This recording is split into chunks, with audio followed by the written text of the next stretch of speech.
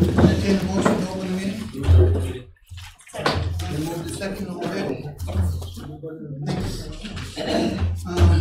First thing on the agenda is, on the old business, is the role in the Eastler abatement. Yes, if you remember at the last meeting, there's some questions about it not matching up, and I brought it back to the assessor. He provided a much more detailed explanation here, and It seems to matched. match now. Yeah. Shocked I am. It was a good catch. In that case, I make a motion that we approve the abatement. Do we want to do them separately, approve the abatement and then approve the supplemental? Probably, yes. You want the abatement first? Yes, I make a motion that we approve the abatement in the amount of, sorry. $548.96 to Robert Rowe. Then move and seconded. Any discussion on this? Seeing none, all in favor? Thank you. I'll make a motion that we approve the supplemental tax to be assessed to Tyler Eastler in the amount of $548.96.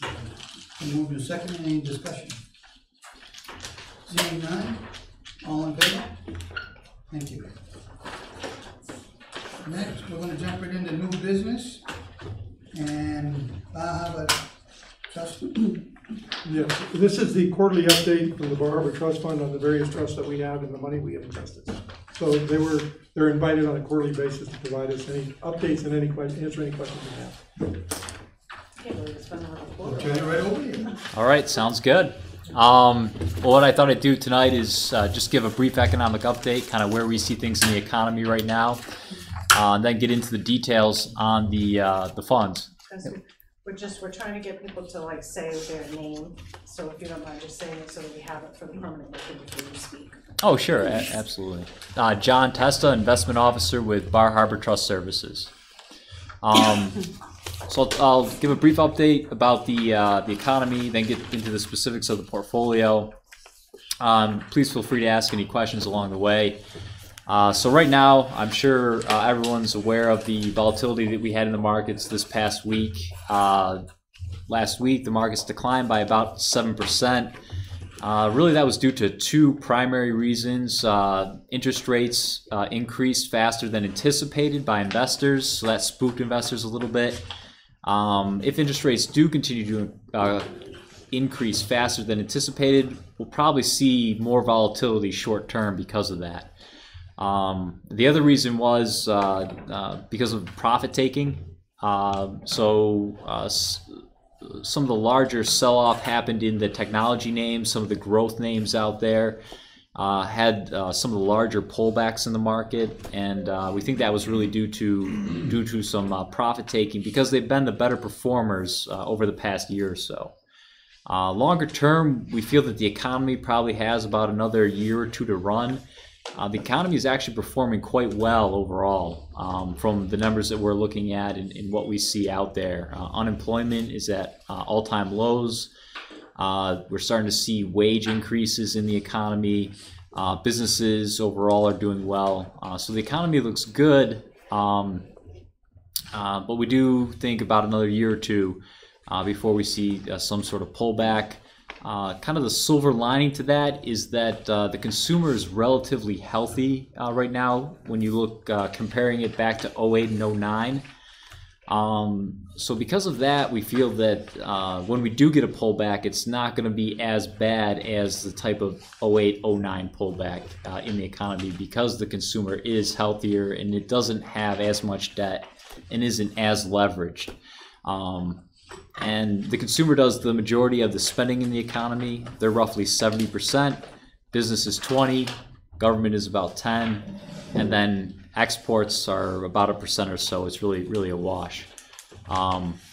So that's kind of what we're seeing in the economy right now at this point in time. Getting into the specifics of the account, on page 2, on the left-hand side, you'll see the overall asset allocation of the portfolio. Right now, we're about 63% in stocks, 34% in bonds, and 3% in cash. So we're slightly above our target weight for stocks, which is about 60%. And that's mainly due to the stocks performing well in the account and lifting that stock exposure. The equity diversification there in that center pie chart has stayed relatively the same over the last quarter. There's just been a few minor adjustments in there. And the same with the fixed income diversification as well. Those allocations have stayed relatively the same. We've just seen a little bit of an increase in the corporate bond exposure. Turning to page 3. You got a hand up. Yep. Yeah, John, Howard Hollinger, could I just ask, what would you use as an indicator to push you into more bonds in terms of interest rates, with the interest rates changing the way they are? Where do you said we're a little bit heavy in stocks. What are you looking at for a signal to tell you to get into some more bonds? When we're looking on a macroeconomic basis and interest rates, that can always be very difficult to time that precisely. So we take the approach of risk management is very important to us. So really we follow our stop loss policy, and we have that for every single stock in the portfolio, and basically that is basically an exit strategy in a way to get out of stocks as the market starts to turn negative. And typically we start at a 25% stop loss. So just for an example, what that would look like on a stock, say we owned Apple company and we bought it at $50 a share. It does really well, goes up to 100. Then it has a bit of a hiccup. It drops by 25% down to 75. At that point in time, we do an official review and likely sell, locking in that gain from 50 to 75. So that's how we really manage risk in the portfolio. We allow the stocks that are doing well to continue to do well, and we really sell them with that stop loss policy in mind. As stocks become more expensive, which would be interest rates increasing, we're going to tighten up that stop loss. So it might start out at 25%, but then we'll start tightening that up to 20 and 15% to minimize those losses as stocks start to roll over.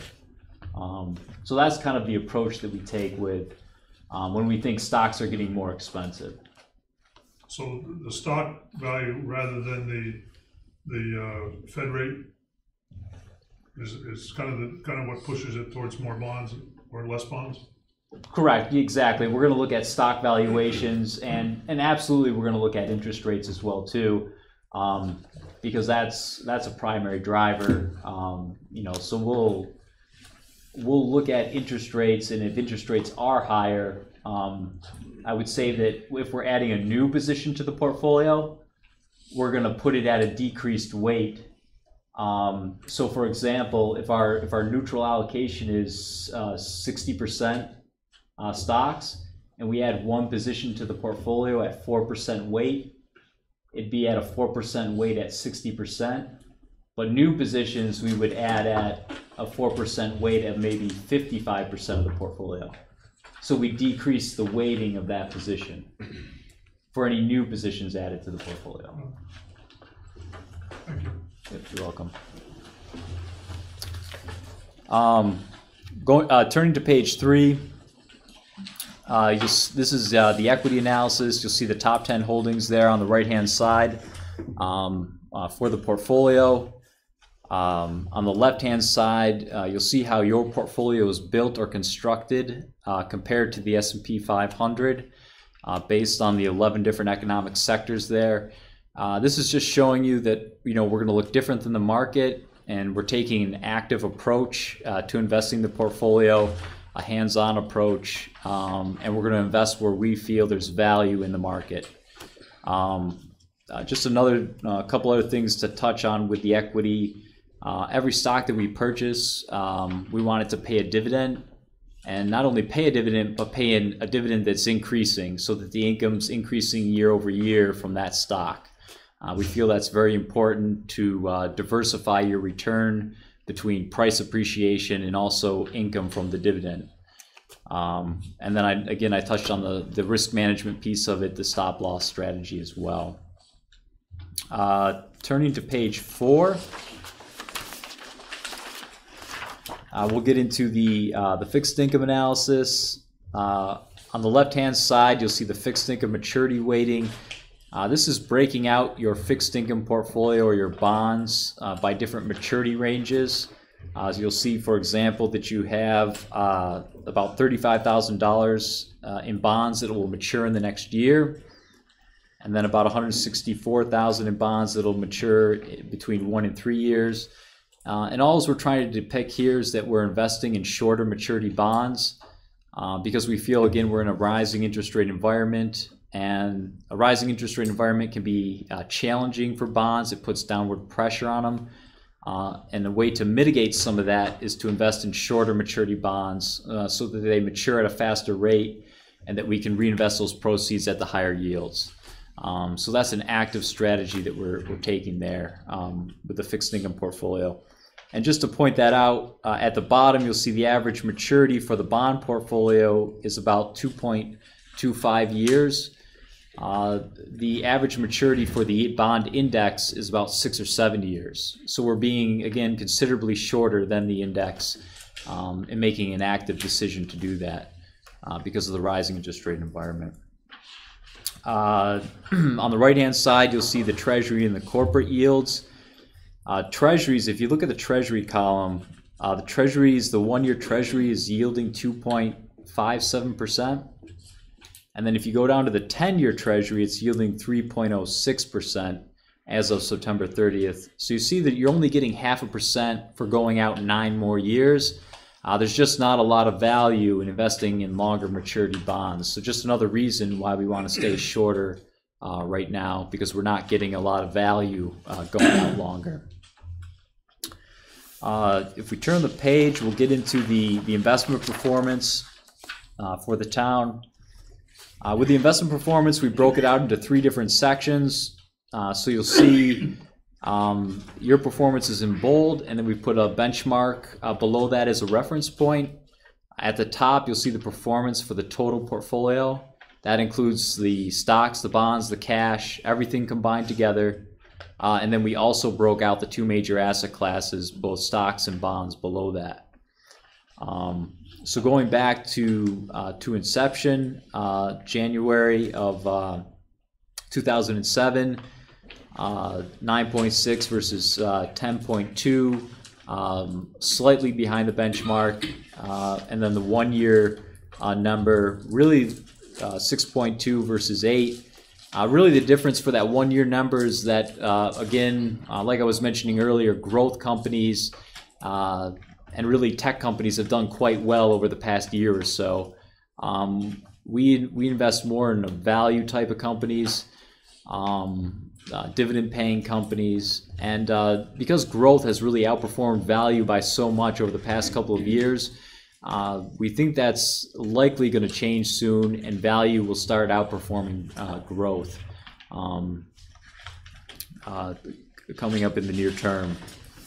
Just want to touch on the fixed income performance at the bottom there. More specifically, the 1-year and the year-to-date numbers. You'll notice that the index for both year-to-date and 1 year is negative, and we were able to achieve positive performance on the fixed income through those time periods. And that's, again, a combination of investing in those shorter maturity bonds, but also investing in individual bonds and being able to hand-pick those individual bonds for the portfolio. So just wanted to point that out as well, too. If we turn the page, we'll get into the account holdings. You'll see the stocks there on the left-hand side, starting with Lyondell. And just to point out one new name that we added, Walgreens, midway down on that first page.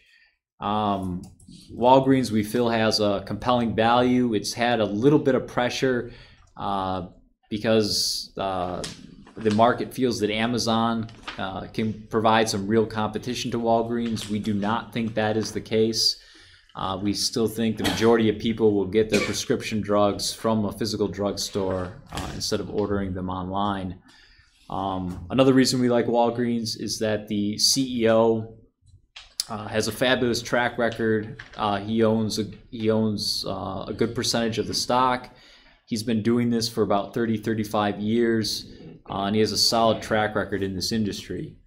And the other piece of it is that with the store layout of Walgreens, roughly 20% of that store layout is dedicated to prescription sales, and then the 80% is more retail, you know, your gallon of milk, your chips, things of that nature. And the 80% is the lower margin business, the prescription is the higher margin. So what they're trying to do is change the layout of their floors. They've been adding where you can drop off and pick up FedEx packages at Walgreens. They've been adding Sprint wireless kiosks in their stores. They're looking to add blood drawing stations, emergency clinics, changing up the layout of the store to make it higher margin, a higher margin use for the store. So just one name that we recently added and a little background on why we purchased it.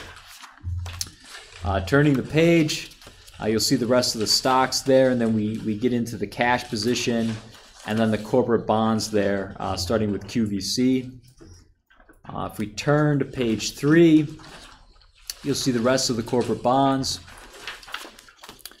And then we start to get into some of the preferred stocks, starting with Bank of America. And then if we turn to page 4, I'll just touch on one of our fixed income holdings. It's the last one there, Seritage Growth Properties. They're related to Sears. And I'm sure some of you have heard that Sears filed for bankruptcy on Monday. Seritage is basically the property manager for Sears locations. And as Sears, as their different locations have been closing, Seritage is taking those locations, refurbishing them, and then re-renting them out to new tenants. And really where the value is in this holding is that Sears was renting at an average rate of about $4 per square foot. After Sears leaves and they lease it out to new tenants, they're getting on average $16 to $18 a square foot. So they're getting much more. And this is a preferred stock. It pays about a 7% yield, and it'll likely get called in the year 2022. But while we hold it, it's a good yield. So those were a couple of the new positions that we added to the portfolio. If we turn to the last page, the portfolio activity summary, I like this page because it just gives you a quick snapshot of what happened over the past 12 months. You can see back in September of 17, the portfolio was valued at $1,218,318. Then we can see the contributions and withdrawals that occurred in the portfolio over the past 12 months. The realized and unrealized gains, if you add those two together, that's the growth of the portfolio or the price appreciation, so about $44,000. The portfolio produced income, the dividends and the interest of about $32,000 if you add those two lines together. You have our fees there at the bottom, and then an ending value of $1,268,000. So again, just a nice quick snapshot of how the portfolio performed in dollar terms over the past 12 months. There was one question from the last, when we were here last quarter, and I just wanted to address it. I believe there was a question on what we thought the estimated income would be for the full year. So going back, it looks like it'd be a little over, based on this estimate, $34,000, about $34,200 would be the estimate. And we're already at almost $32,000 in income, so I'm pretty confident that it'll be over that $34,000 number. That's all I had, unless there were any other questions. Thank you. Any questions, Jack? Yeah, those are 24,000 some odd dollars loss on the realized gains. Does that represent the sale of securities at a price less than cost? That is correct. So for the securities that we sold in the portfolio, we did have a slight loss on those securities that we did sell. And that can be common in the portfolio because of our stop loss strategy. If we do buy something and then it does drop by that 25%, typically you will see a loss in that realized space. Okay, thank you. Yep, you're welcome. Go ahead, Ken. I'm gonna ask for a prediction because it's an interest that the town will have when we go to set the budget. And that's, what are the expected interest rates in the May period? Reason we may be going out for bonds, and I need to estimate interest rates. Right now, I'm hearing anywhere from 3.5 to 4.5 You're saying May of 2019? to 19. That's very specific. Well, I'm trying to get a rough estimate, you know?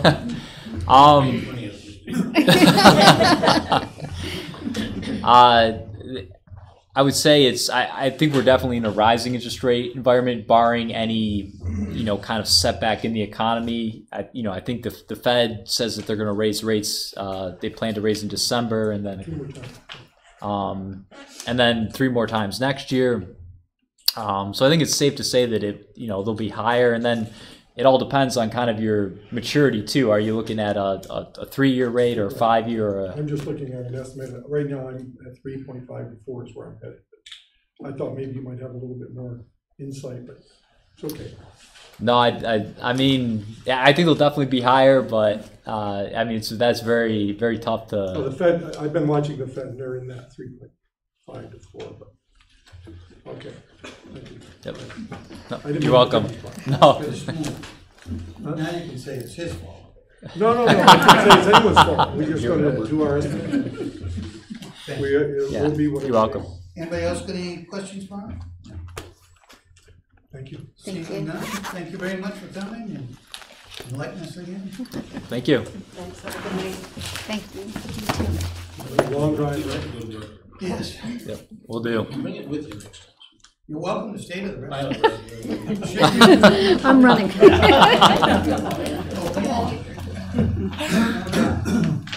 Thank you. Take care. Thank you, have a good night. Okay. Next thing on the agenda is salt contamination wells on Route 8 and 11. If I could, as you remember, back in June, I provided you with some information that we got from DOT saying that we had a number of contaminated wells along the Route 8 and 11 project. And they've come back with more information, and tonight they want to talk a little bit more because they have a strategy and a cost estimate for the remediation of this.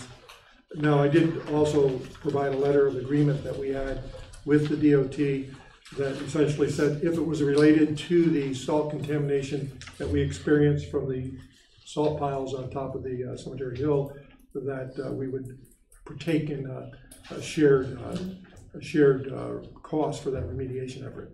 So with that, I'm going to turn it over. I think, Dwight, you're the one that's going to be talking, or is one of the other folks going to introduce it? And then we can hear more from them about what they're hoping that they can do and what they're hoping that maybe we will do. The real important thing on this issue is could pose an increase in next year's budget. Well, good evening. My name is James Andrews, and I'm the region manager for Maine DOT for this area. Mike Burns was the previous region manager, and I worked for Mike as region engineer when this all was going down. I brought Tom Roberts, who's our superintendent of operations, with me, and I brought Dwight Dowdy, who's a hydrologist, and he's deeply involved in well cleaning statewide. And he's got some technical information to share with you, and hopefully we can answer any questions that you may have. Thank you. My name is Dwight Dowdy. I'm a hydrogeologist with the department. And just to recap, I think it was in the 2011 time frame we worked with you folks to resolve some issues over in Pinkham Cove. What we found with our pre-construction testing, what we do is collect water samples prior to any major construction initiative. And we have found along the triangle, we're calling it here, all the wells, essentially from the top of the hill down to the post office, exceed the threshold for chlorides. How many are we talking? There are 8 right there. We know that we've also gone down Depot Road, a couple of houses, and found that it's there as well. We know you folks have experienced some issues with your systems. Christie's as well, so the entire triangle is impacted. What we're trying to do is ferret out just how far it is extending right now. We think it's somewhat of a legacy issue from the previous storage of salt. 10 or 15 years ago, it wasn't covered, typically uncovered salt piles, and it does tend to leach into the ground and then sort of sequestered for a while, and then will let itself go over rainfall events. So right now what we have seen is essentially the entire triangle has levels above 250 parts per million of chloride in all their water supplies.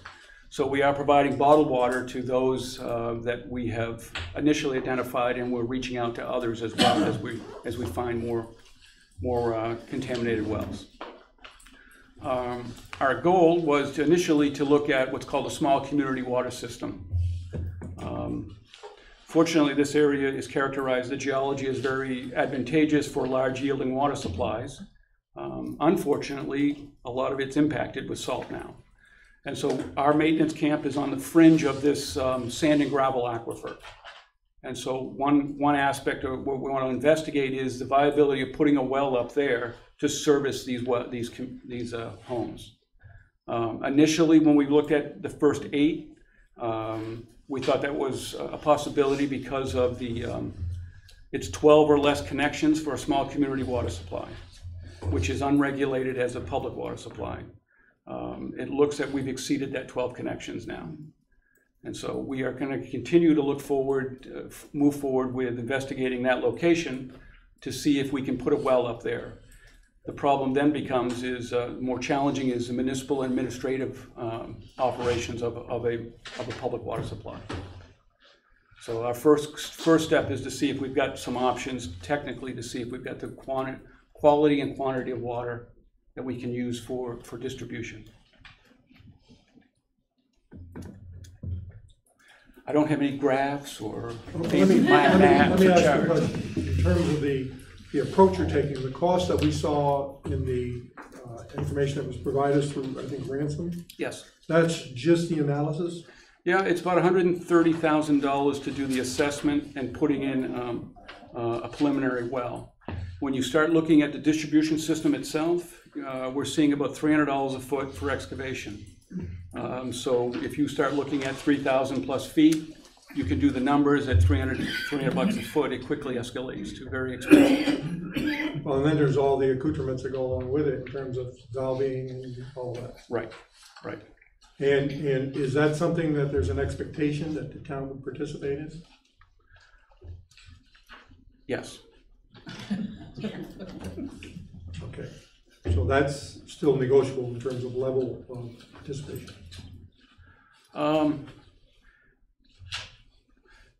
I'll restate, I'm a hydrogeologist. I'm not trying to put you on the spot, but this is an important issue in terms of the upcoming budget. I think, historically, there was an agreement that both the town and the state had fingerprints all over the salt storage on top of that hill. The unfortunate thing is it's at the high point of the watershed. And so what it is, it's radiating out.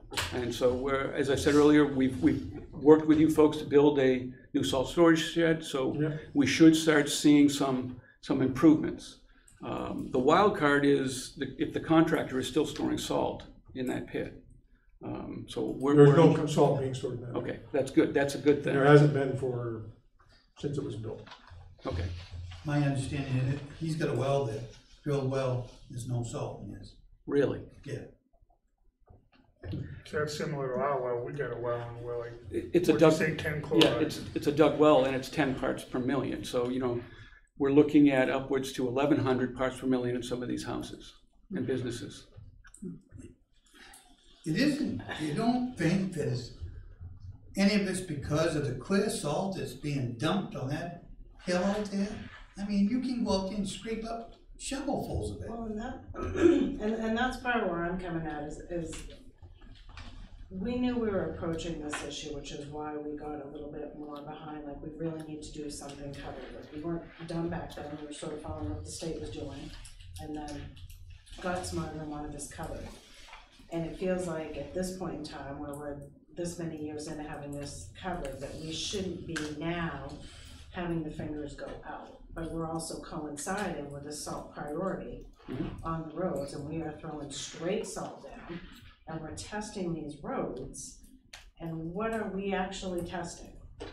You know, I mean, how far are we testing this out? Because I don't want for the town to assume responsibility for something entirely or even 50% if our culpability is not 50% at this point. If our culpability is 23%, because we're not putting straight salt on there that is then washing down. And we all know there's an aquifer under there. It travels right down under that section.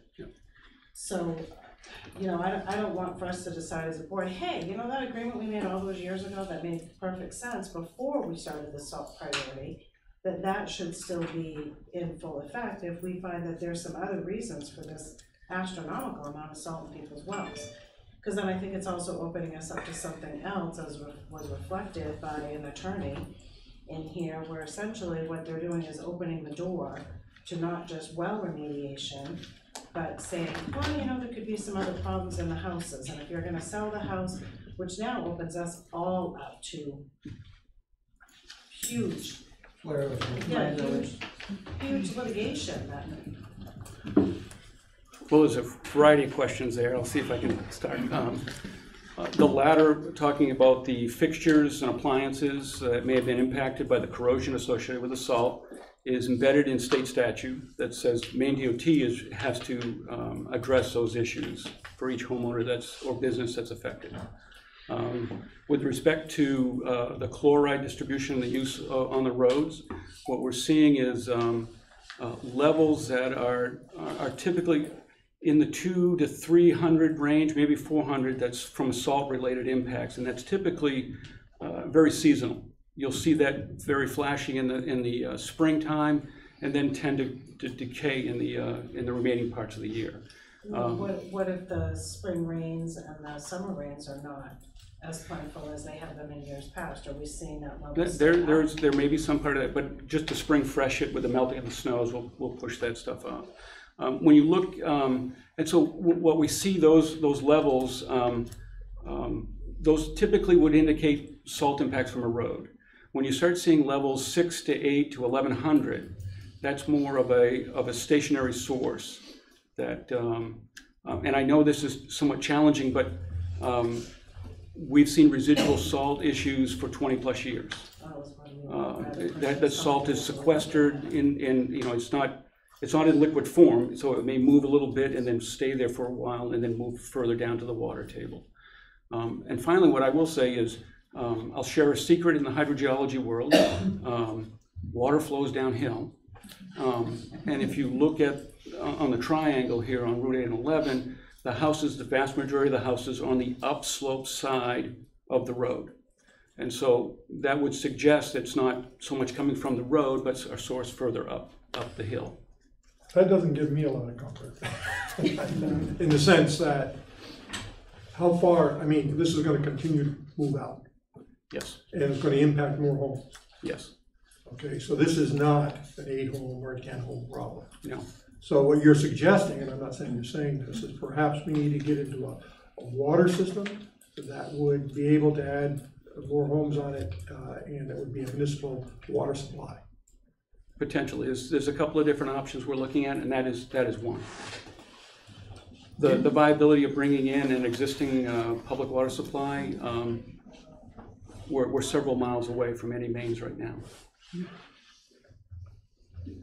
If I can, didn't you guys do another well down at the bottom of the hill here a year or so ago? Well, I'm glad you brought that up, because I know you folks here have a RO system, which essentially removes the chlorides, and then I'm assuming you also have a dry well, which you're discharging it back in. One of the properties right here that you can see from the parking lot was one that we remediated. We went from a bedrock well to a shallow, superficial gravel well, which is somewhat counterintuitive, but we've been successful in some other locations to do that, because salt is a sinker. Salt's very heavy. It will Density gradients will overcome any pressure gradients. So we put in a shallow sufficient well over there, about a 60 gallon a minute well. Chlorides were about 120, and that was last fall. The individual left to go to for the winter, came back in May and said his water just doesn't seem to be right. We retested it and it was up to 300. So we speculate that perhaps the dry well, it's redistributing the concentration into a point source. And So what you're saying is the dry well we have here may have impacted that. may have property. impacted that well. Yes. So this is the first time you're hearing about that. Even though it's down further, it's a lower elevation.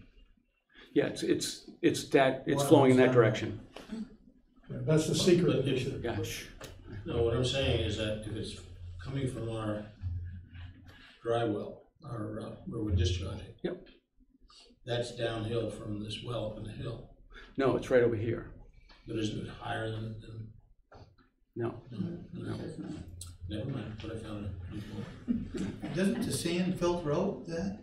Because that's all sand out there. Yep. Salt, whether a potassium chloride or magnesium chloride or sodium chloride, which is the most common road salt we're using, two cation and an anion. This is, you didn't think you're going to get a chemistry lecture today, but so the cation, which is the sodium, will break up. So the marriage of those two chemicals, they quickly divorce once you introduce water or soil, and so the sodium will be bound up in the soils, and the chlorides are free to travel. The chlorides are very soluble, which means that once they get into water, they travel very rapidly. And so it's the chloride element that we're concerned with, and it does not attenuate by the soil, unfortunately. But I think the next house down, you guys maybe 2 or 3 years ago, maybe even longer ago, you had a well driller in there. Are we talking about the farmhouse on the other side of the corner? Now, you're talking down over the hill, Burgess. Yep. Um, We've worked on the Burgess a couple of times. Yeah, had a well driller in there. Yep. Was trying a whole bunch of different stuff. Did any of that work? I can't recall, as I said, last year we had Rolf well drilling out here on Gene Burgess's property. That's one of them. And that's the well that went from 120 to 300. Okay. Yeah. But that couldn't be from stuff that's running off the road. As I said, he's upslope, and water does tend, and the volume of water that's going through this aquifer system is a significant volume. So the road is obviously a contributor, but it's not a significant contributor, and particularly in this locations, when you start looking at the position of these businesses and homes, many of them are upslope of the road system. Would it be possible for the town to get plotted on a map where you folks have tested at this point what we're looking at in each location as parts per million? Yeah, we can, I was not prepared to make a fancy presentation tonight, but we can get some glossy 8x10s with a paragraph. I've given Dennis a list of all the I have them properties. right here, and I plotted them. I was like, I was hey, gonna say, where'd that just come from? we didn't plot it, but we gave them the results in the Yeah, I've got house them on and the various- address, yeah. I plotted it out, and you can see here's where they're talking about right now, but this is the cove, and these are some other ones. The ones further up, are you indicating the ones further up on 8 and 11?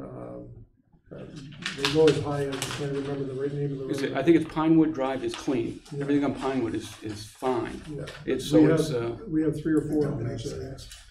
No, it's right across. right there, it's right across from the, Don't aquifer. It's a groundwater divide. If you look at the topography, it does tend to flow one side and the other. There is a divide up there. So you're providing water now. We're providing bottled water. And I know we had a request whether or not we were interested in participating in that buy, and we haven't responded. And as I said, it's going to continue. It's continuing to grow. We've put letters out to a variety of people, and when they call, we try to get out to sample. Many people, unfortunately, don't return messages for us to get out there and sample. So we have, if you hear of somebody sneaking around from DOT, banging on doors to collect water samples, it may be us. Yeah. Well, here's further along my concerns. If we have to try to get a handle on what this budget impact will be for next year within the next 2 months or less, all right? So I need to get that kind of potential impact so I can get it to the board and they can decide what they want to do. So this $137,000 figure for your kind of analysis and initial remediation effort in terms of the well and stuff. So is that what we can look at as a high end, an intermediate end, or a low end for future impact in the next year? Unfortunately, I would probably conclude on the lower end.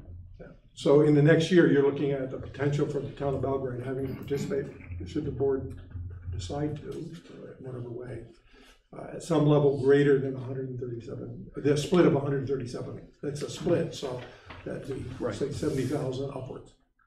Dennis, I think we can, with your time frame, I think we can sort of yabba dabba do on some stuff and get a better understanding of the aerial extent of the issues, and working with our consultant at the same time, sort of flesh out anticipated costs. Okay. As I said, that's just for the location of the well. The distribution system itself, much is going to depend on the number of connections you got to make, because that depends on the size of the main.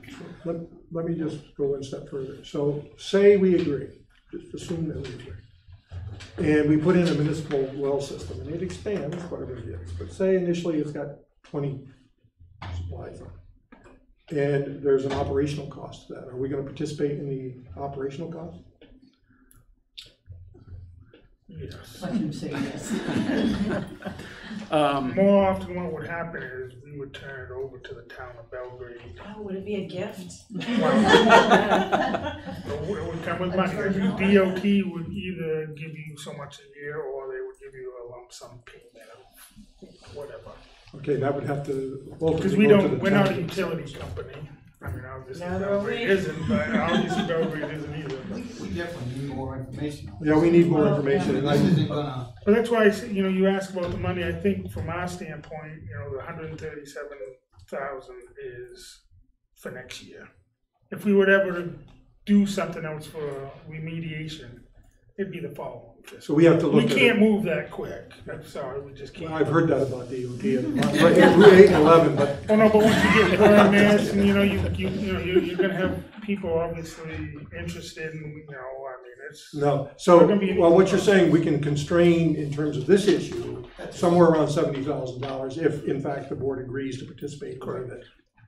Well, and it sort of sounds to me, Denny, like the 137 that's in here, like we really just need to toss that to the side. Because if we're saying this is looking at essentially maybe 8 hookups, 12 or more is probably more realistic what we're talking about. Right. So this becomes obsolete. Well, I won't say it's obsolete. There's certainly an interest in investigating that site. We're also curious as to the old town office has both a bedrock and a sufficient well. Is there a reason why there's 2 of them there? Was the sufficient well originally put in and then contaminated? Boy, I have no idea. I know that the water supply that we're hooked up to there now has a lot of magnesium, iron. Okay, that's the bedrock well, yeah, right. So that's what I know, and we couldn't drink it primarily. You could drink it; it was drinkable. Yep. But it was primarily, as I understand, the magnesium And iron, and yeah, that was- yeah, okay.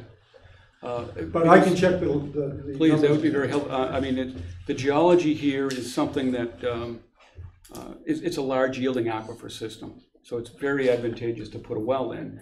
The quandary is now trying to find one that's clean. Ricky, do you know anything about the history of that well? I'm curious, though, if in fact the pit operator has a well over there and it says it's clean, because we own about an acre right in the middle of that pit, don't we? Or right on the edge, Yeah, I think. which is smack dab in the middle of that sand and gravel aquifer. I'll talk to Dave I Stevens. just asked him the other day, Okay. because I knew this was coming. Yeah. And he said he hasn't done anything in this. Okay, I'll talk to Dave Stevens and see if I can get some information. great, But great. realistically, you probably wouldn't be, it'll take you 4 or 5 years to get this plan into even operation. We move, our group we understand, and we are a small group in DOT in the environmental office, we understand the impacts this has on person's daily life. So we move as quick as we can to resolve these issues. And we are going to, this is larger than what we typically deal with, but we're dealing with these folks on a daily basis. We're very empathetic in their plight, and we want to make sure that they're whole as quickly as possible. I understand that, but I know it'll take a lot of studying and a lot of engineering to figure out what to do right here. A one-time thing, you know? Yep. Not throw something in there and all work. No, and I think we from a technical standpoint, we will make sure we dot all our i's and cross our t's. That would probably be the quicker process. The longer process is, having a charter and then having your legal people and our legal people get together and write these documents up for the agreement and all, That's what's gonna take, I think, most of the time. It's gonna take some time to do some digging too. Oh, no question, but. All that stuff and, Well, we're not gonna get an answer tonight, I No. don't think. So but you, Jamie, you were saying $140,000 looks like a right figure for next year's expenditure Right. split between the towns. Right, because unfortunately, So- that comes out of the budget that they give me, and I haven't budgeted any more than 70,000. So, okay, so that gives us at least a ballpark number for us to work with. If Yes. in fact, where the board decides to go with it, they'll have to Right, decide. and hopefully that'll give us clear direction on which way we should go, and we'll meet again. Right, and if, whatever we need to do to, because you said we could work together over the next couple months to get some better information, and as soon as we can get that done, I'll bring it back to the board. Jack had his hand up. Yeah, Jack Sutton, is it established beyond a reasonable doubt that the salt that we're talking about as contamination in these wells originates from town and state activities in this area? The reason I ask the question is I got discussing this subject with somebody who knows something about the geology of the area. I don't. But he indicated that, in his opinion, that naturally occurring salt occurs in a much broader area in this part of Maine. Is that? Yep, it's kind of interesting. There was actually trapped seawater when the regression of the glacier about 10, 12,000 years ago. From Mount Vernon down through West Gardner, it's widely known that there is trapped seawater in the bedrock environment. So not in a official aquifer. So, we're focusing here. A lot of these wells are shallow dug wells, or His point, the the guy I talked to was if you go too deep, you might get salt. yep, If you're shallower, right. you're probably better. I think, but what Dennis has said here, the old well did not suggest salt contamination, but had typical bedrock contaminants of iron and manganese. And So how do we know that the salt that we're talking about comes from town, state activities? well, we run. As There opposed to is a naturally test you can run. It's called a bromide. Bromide is common in salt water, and not in impacted fresh water. And what we've done is no bromide. We've not seen bromide out here. That's one of the first things we do in this area is run bromide test. Okay. We didn't run it on every house, but you run it on a few and you go, all right, it's not trapped seawater. Do professional well diggers have that data? Anecdotally, the folks in the area that drill a lot know that there's potential for Yeah. salt water. They also know if they hit something like that to call me. Okay. Thank you. Yep. Can you email us a chart of the testing that you've already done? Or did you gave the list to Jenny? I have a list, and what I can do is I can PDF that to you. It's a handwritten list, and Okay. I can give you all the information. Please do. And I can PDF, I can't PDF color to you, but I can circle the lots that have the Or you contaminant. can make a copy and I can actually come in and pick it up. Well, you could do it that way, but if you wanted everyone to have it, so. Yeah.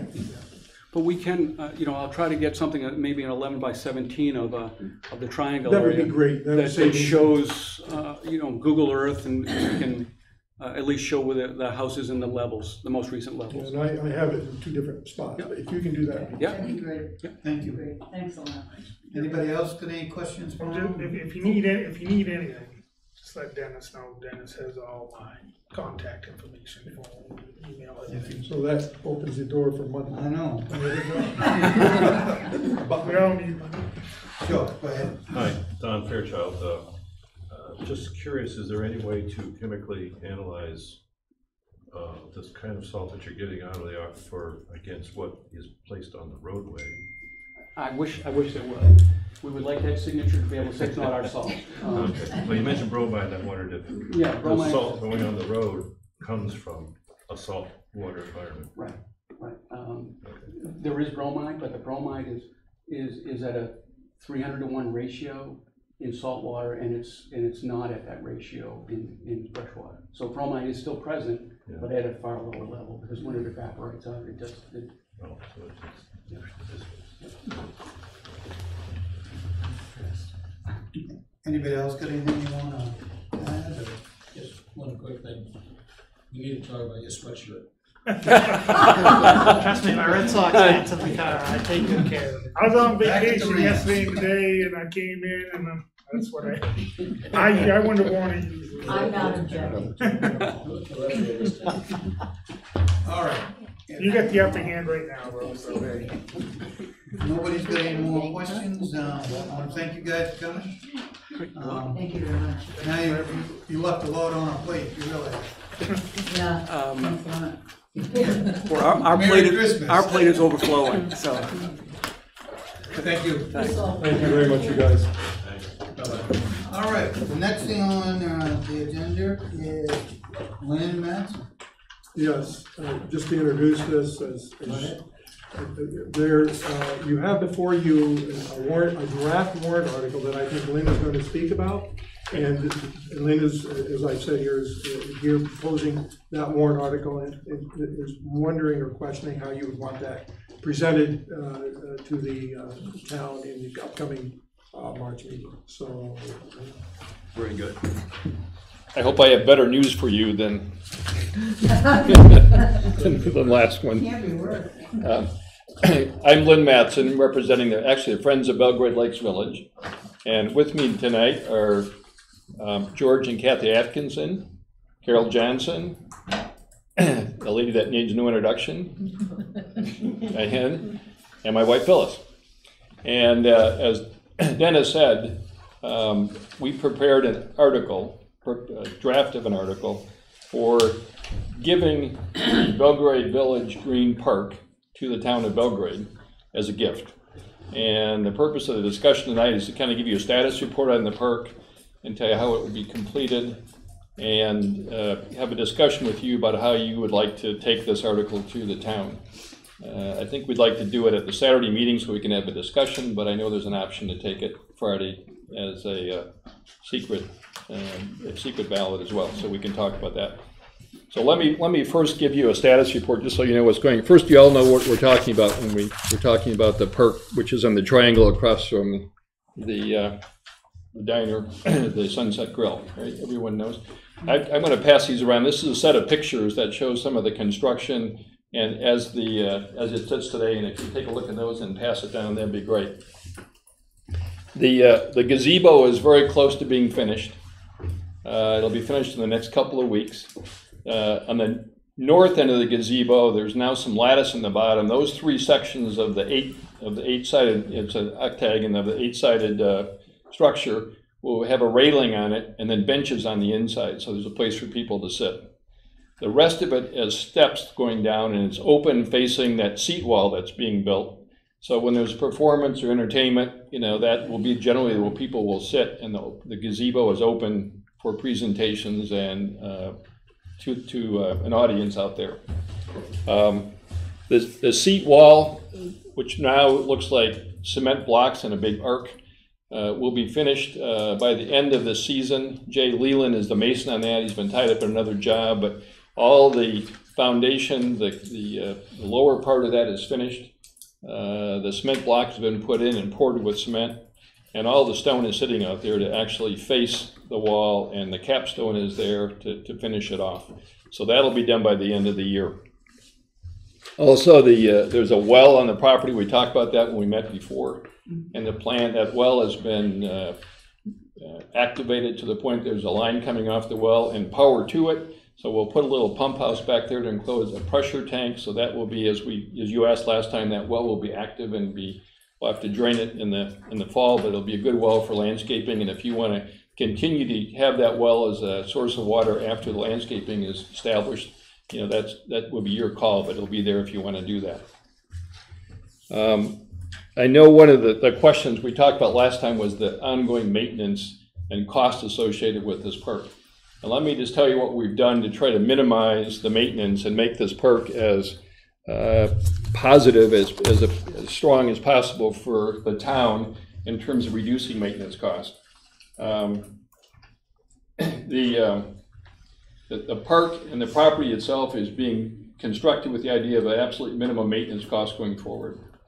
Let's start with the gazebo. It's on a 6-inch floating slab with insulation underneath it, so that is not going to move.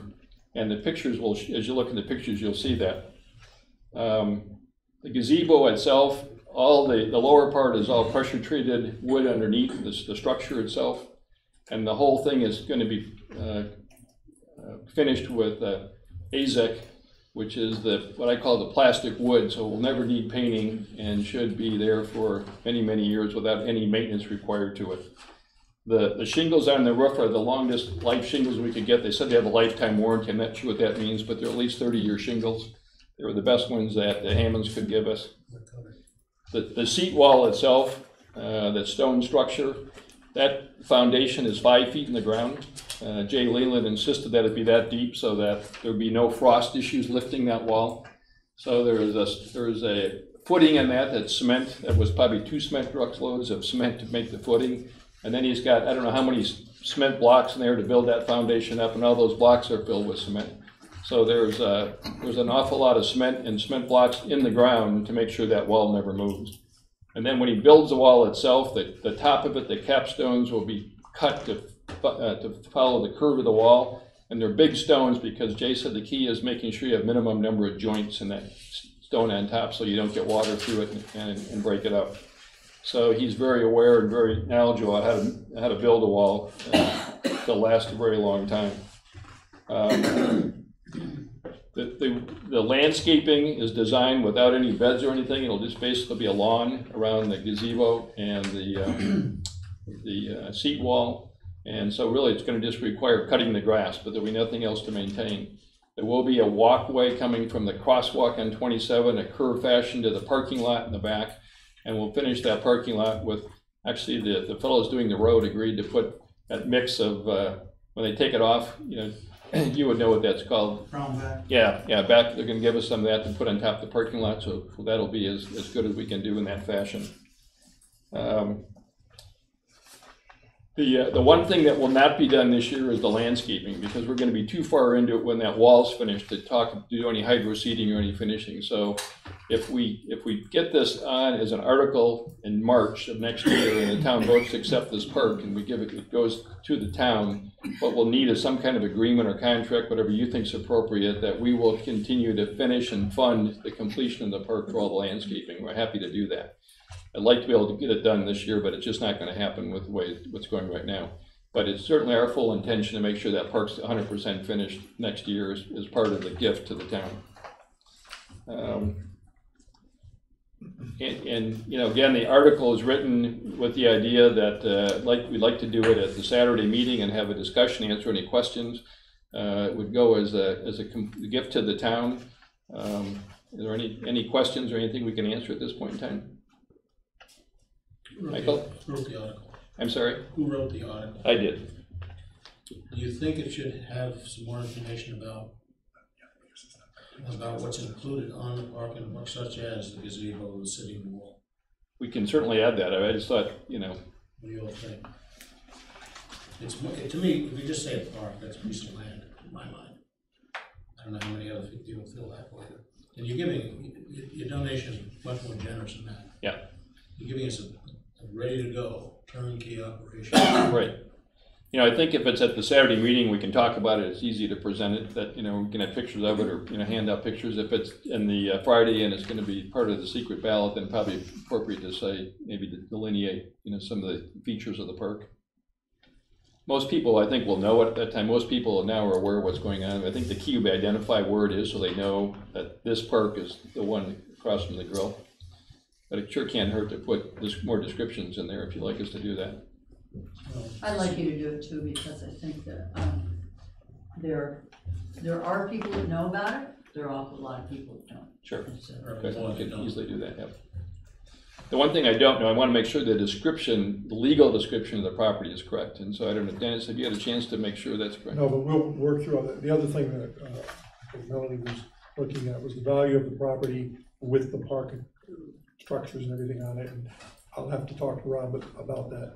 That may be a question, because that's a tax, lost tax. Okay. Yeah. Yep. The other thing I wonder too is if we are looking at a newsletter, articles about things that are upcoming on the warrant, and perhaps that's a way that we can reach the folks in town. Good idea. We'd certainly Sure. put it in. It was in there, I think, maybe the last newsletter or the one prior to There was a that. kind of a dip picture, update. Right. But I think, you know, more information we could get out of that. Sure. Jack, you had your hand up first? Jack Sutton, I think this is a great thing. But I'm on the budget committee, and not to be the skunk at the lawn party, I have to go back to the maintenance question and what does it do to our budget? Because there may be items here that have to go into the budget for next year that we need to know about. I don't think they're a big thing, but how much does it take off the tax rolls? And insurance is another one.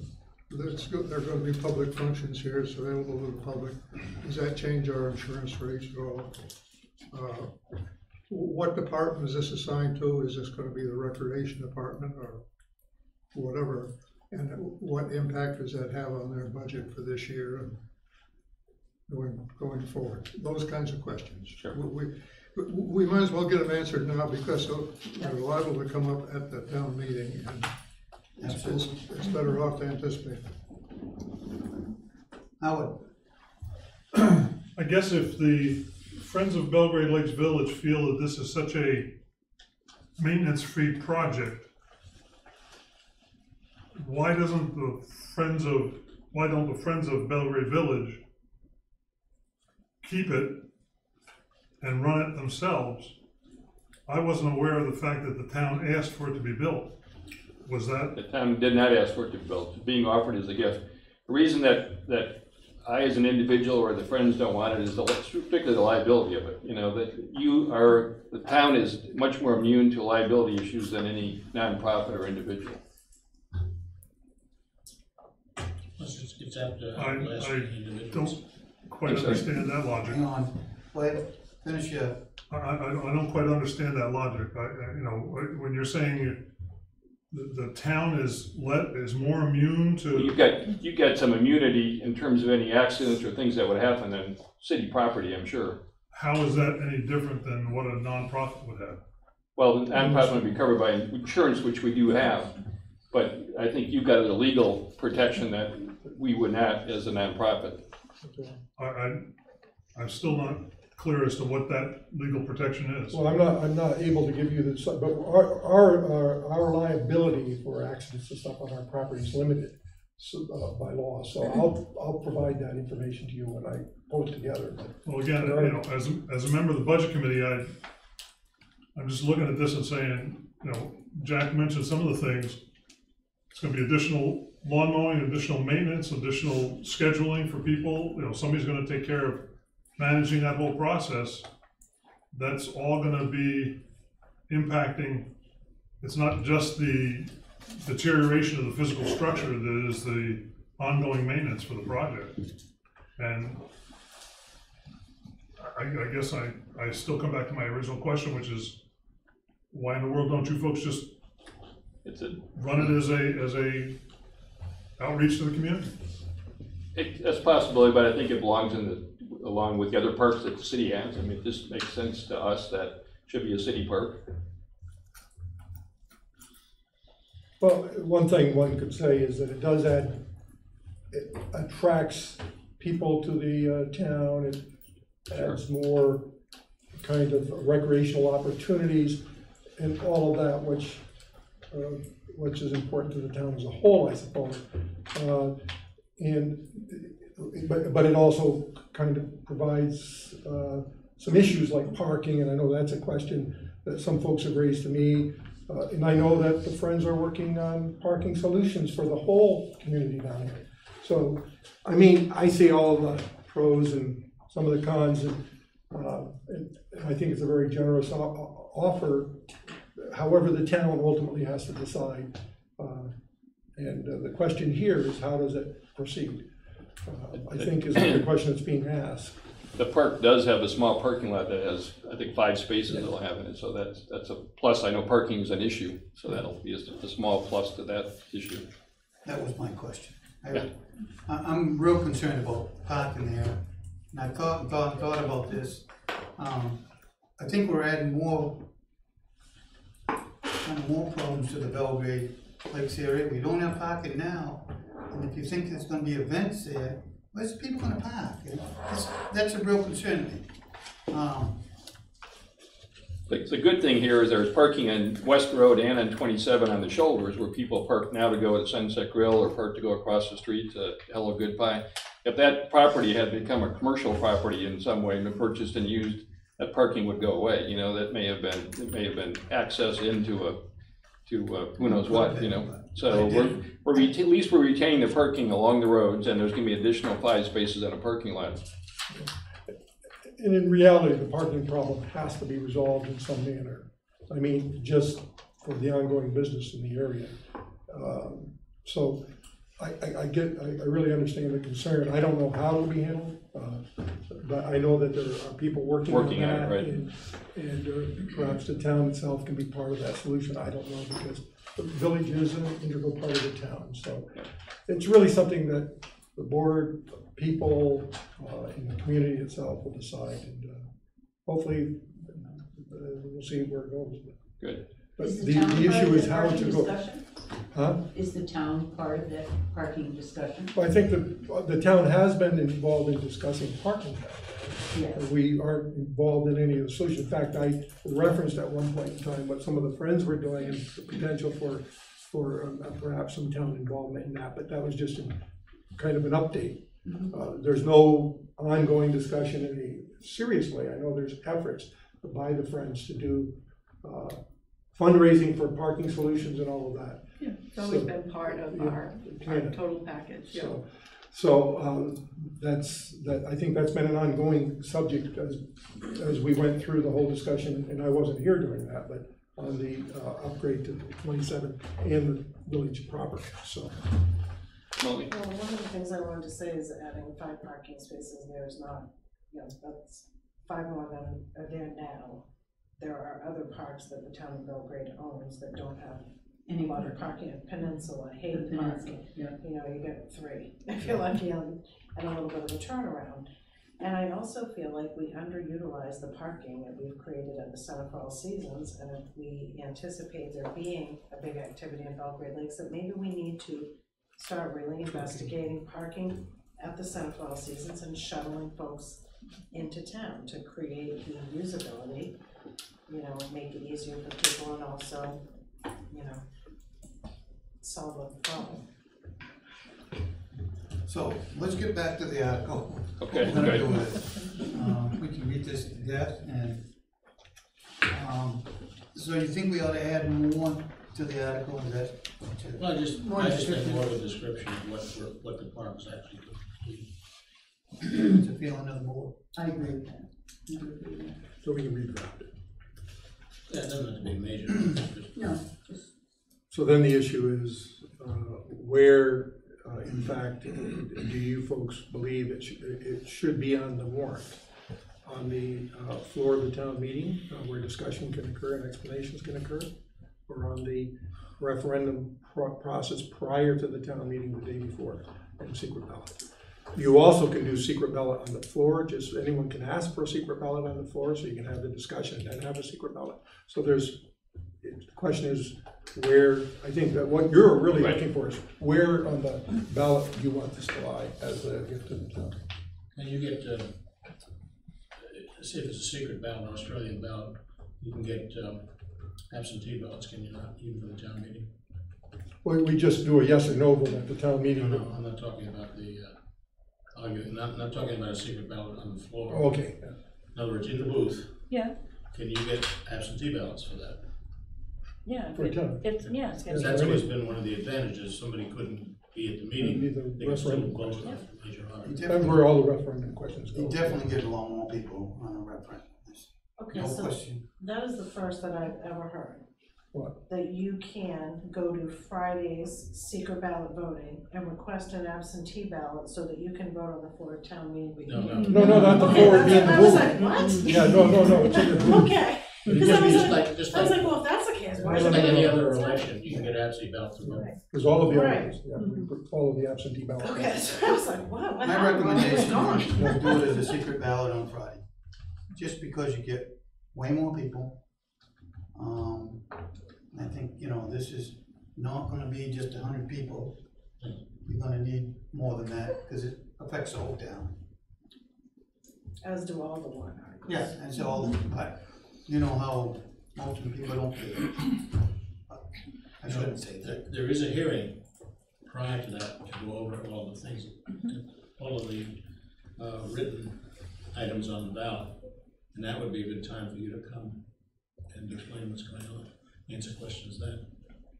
Is there any advantage of doing it Saturday at the regular meeting? I hear you saying there's fewer people there, Ricky, I understand. There really Is there are. any, what's that? There's a lot fewer. A lot of people, okay. I think a lot of people will have an interest in this that may not be able to come to the meeting.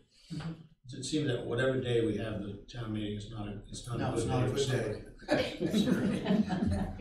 So that's how we get around it. The advantage of town meetings, on the floor of the town meetings, is if you can get an involved, interested public, you get good debate on the floor and people understand the questions that they're voting on. That's the advantage of small town meeting. You have a discussion. You have the discussion, but in the last several decades, the number of people participating in town meetings has declined substantially, to a point where a lot of towns are going to pure referendum, and doing away with town meetings, so.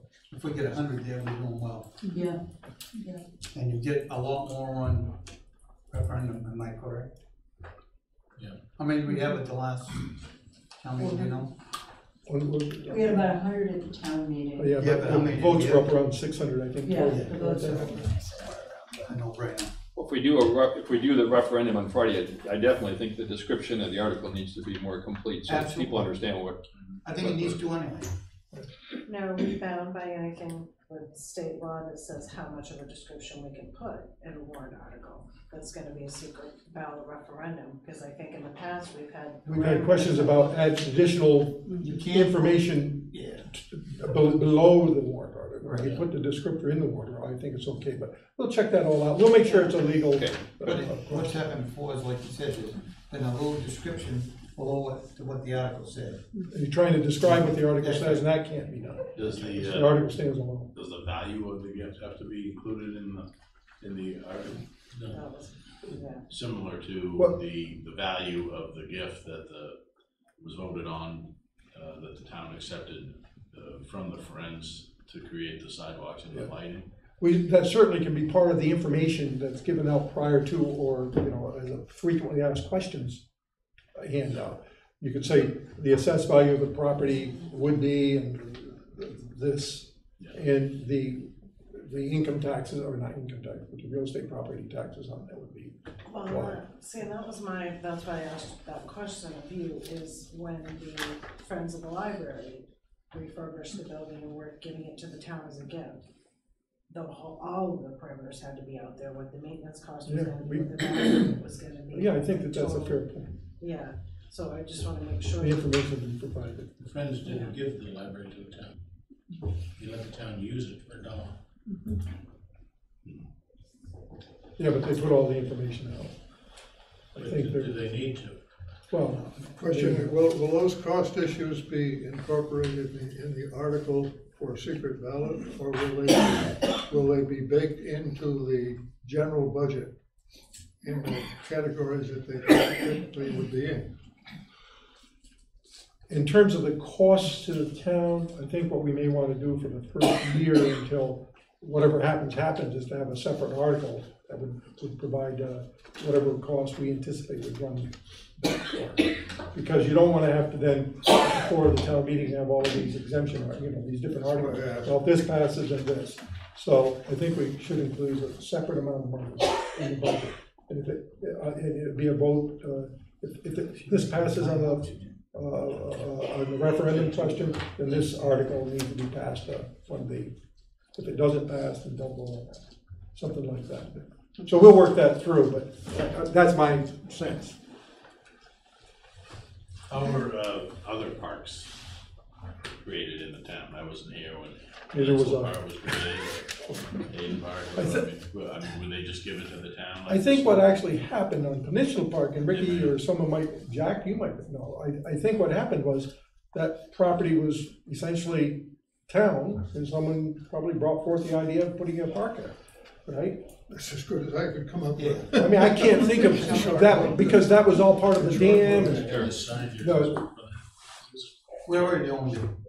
And as far as the park down here, the Hayden Park, that may have been the same, because that was a small piece of property that the town owned. Yeah. So, I'm not sure, but I'd have to look at the history. I think you're correct. But to refresh my memory, the gift that the Friends gave for the sidewalks and the lighting that the town voted on, was that on a Friday vote, or was that on a Saturday vote? I believe it was Friday. Friday. In fact, I checked it out. I think it kind of fits in that same category. We've said that generally big money items should go there. Should go on the written ballot.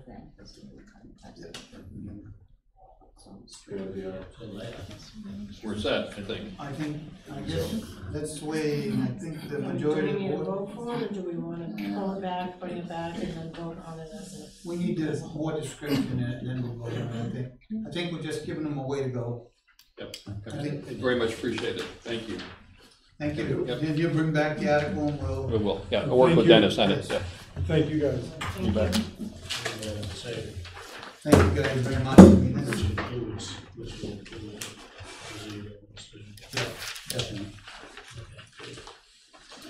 Has anybody else got anything on this before we move on? Seeing none. We are going to, the next thing on the agenda is the petition for the board of select people for West Road speed change. Yes, just to give you a little background on this, over the years, we'll wait for these ladies to go in. Thank you. Thank you. Have a good night. Go ahead. Okay, so just for some background, over the years, when I was previously town manager, and now that I've come back, there've been a number of complaints about speeding on the West Road. And you can call up the police, and the police may or may not sit there, but it's been a problem. This past year, there used to be a 35-mile-an-hour speed limit sign going from about the Sunset Grill up to wherever past the golf course there. That had been removed for whatever reason, and we replaced it, but we're still getting speeding complaints up through there. And not just at close of business and people are going home and stuff, but as I understand it, pretty normally throughout the day. It's a routine kind of issue. People just go past the grill and step on the gas. So the folks up there have talked to me on a few occasions, and we got the 30-mile-an-hour speed sign back up. But they asked me what they could do to change the speed limit sign. I said, well, send in a letter, write something to me, we'll put it on the board agenda, because the process is that you have to get the approval of the board to have it passed on to DOT to support an analysis by DOT, who will ultimately change the speed limit on that road, or not, depending on their analysis. So that's what they've done. This petition basically says, hey, we would like to have that changed to I think it's 25 miles an hour from the Sunset Grill up to beyond the Golf Course entrance, I believe. Yeah. And so that's what I would draft into a letter, if you would authorize me to send that letter to DOT. Their process will kick in, which is about a 6-month process or so. They'll review the analysis, say yay or nay. If they say yay, speed limit signs will go up. If they say nay, we'll get back to the folks and tell them no. So that's the question I think these folks that are here are presenting to you. Would you want to support that initiative? I got a question first. Yep. Why do we have to get the state involved on a town road? Well, that's what I understand is the process, so. Oh, We don't have a traffic ordinance, we can't set parking or. We're not gonna go there. Okay. Let's talk about it. All right, somebody wanna make that motion that would? There's a question. Go ahead. Just some discussion. My name's Don Fairchild, 1169 West Road. My wife and I are retired, and where we sit slightly above the roadway, so we have an excellent opportunity to see the traffic all day long. And I know there's been some talk about possibly doing a survey to see how fast or bad the traffic is. I must say this, at this point in time, this would be the worst time to do it. I know it changes a lot depending on the season. Obviously, we get out-of-towners and we get folks going to and from the grill. We get a lot of folks coming to and from work, and the traffic and the golf course. A lot of turnarounds at the golf course for some reason in my driveway. But the speed limit itself isn't really what I would call the issue. The issue, I believe, is enforcement, in that regardless of what the speed was, and I've been there since it went up and back to the current speed limit, that I would say 10% of the traffic is not only exceeding the posted limit, but they're actually speeding. And we're talking 50, 60 or more miles an hour.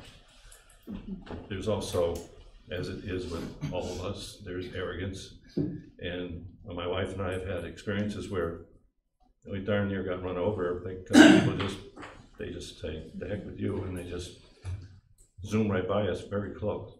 So it's a danger issue. And on top of that, we have a lot of pedestrian traffic. I would guesstimate in the summer we have upwards of 20 people walking up and down the street. And we're a very popular bike path up there. And there's, I cringe sometimes when I see these people roaring up the street. And I've shaken my fist once or twice. So just to point out that just changing the posted limit may not be enough. Just to try to address that issue a little bit, we're looking at, it's up to whether or not it goes forward and gets approved by the town, but we're looking at providing a couple mobile speed warning signs that are radar controlled, so that it'll say you're traveling X miles an hour, the speed limit is posted, it'll show the posted speed, it'll show you the speed that you're going. It also does traffic counts in terms of the number of cars above a certain, 5 miles above the speed limit, 10 miles, and then time of day. And it also gives us traffic counts, which are good for our roads when we go to look at maintenance, high traffic roads and stuff like that, which haven't been done for a number of years. So if that budget item is approved and goes forward, we'll be able to then place it where we're getting complaints, and we have more complaints than just West Road. Through the village, up on 811, we have a number of areas where there's people that complain about speeding. So if we do that, at least we'll be able to identify the time of day when it's most prevalent, whether it's in the winter, fall, or summer, spring. It's and then we'll be able to target the sheriff or the state police on that and say, if you're there between these times. It's hard for me to say when I get a complaint, go up there because I'm getting speeding complaints, and then they say, we go up there and sit and nothing happens. You know what I'm saying? So if you can target the time of day, that's why I think these mobile radar signs are important. And I'm hopeful that they get approved in the budget and that the town votes to provide them. Because it'll solve a number of the traffic issues we have around town. So that's kind of answering the question that you have. But DOT will let them know that their analysis should include the high use periods of the year. So during the summer especially, yes. Like I said, this time of year, you won't see much, and that would be a false reading. And if I'm wrong, if the DOT tells me that I can't do it this way, that we do it on our own, that's something different. But that, my understanding is this is the process. Is this something the road committees come up with? What's that?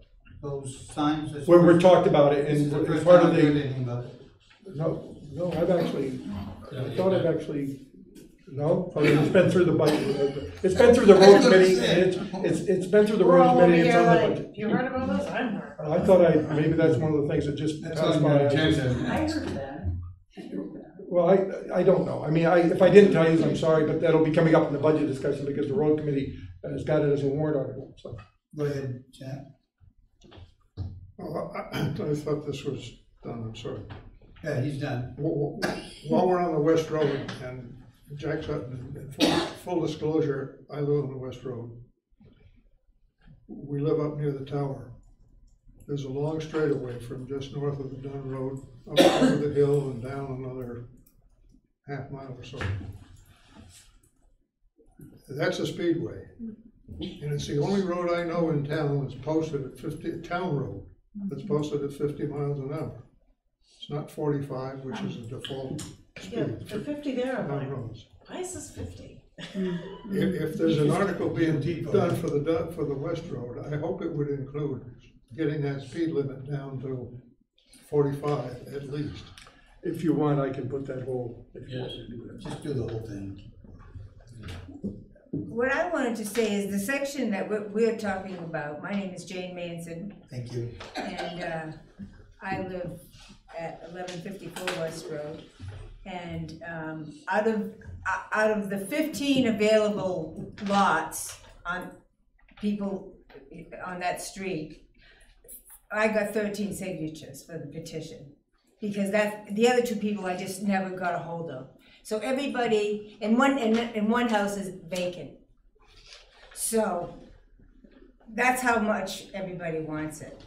Because even the school bus is speeding down our road at 45 or 50 miles an hour. The school bus, I've called the school department to let them know. And they wanted to know what the number of the bus was. I can't read it, it's going so fast. Some cars go by the house so fast that I can't even tell what kind of a car it is. And it's supposed to be 35 miles an hour.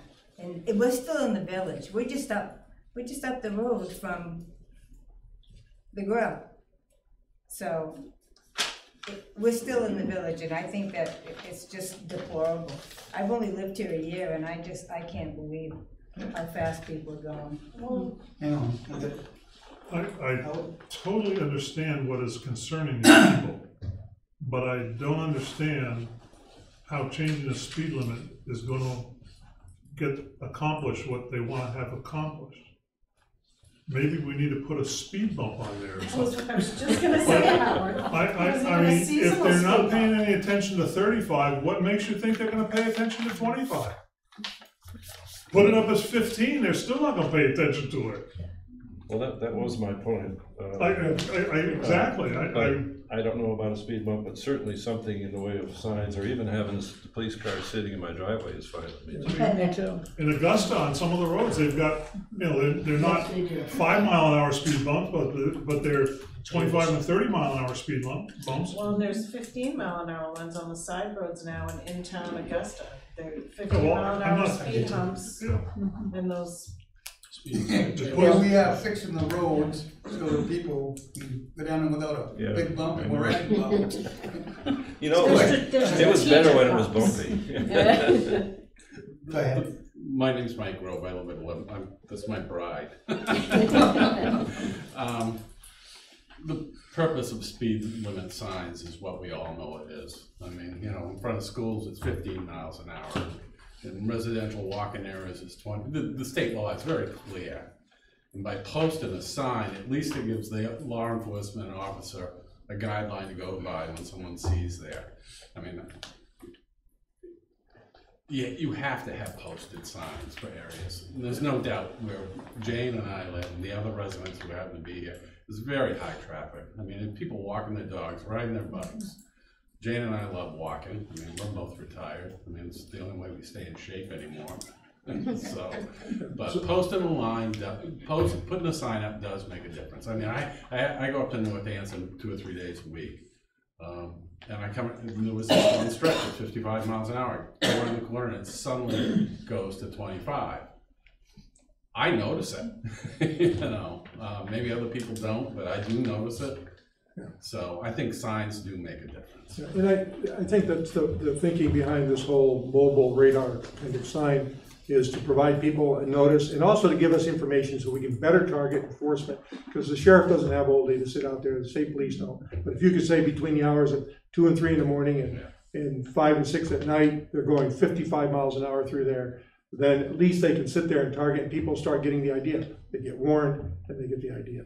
So, and it would help throughout the town for a number of reasons. That's why I brought it to the board, road committee, and I'm sorry that I didn't inform you earlier, but I, for whatever reason, I thought I had brought it up. All right, I think we're ready. Mike wants to make a motion.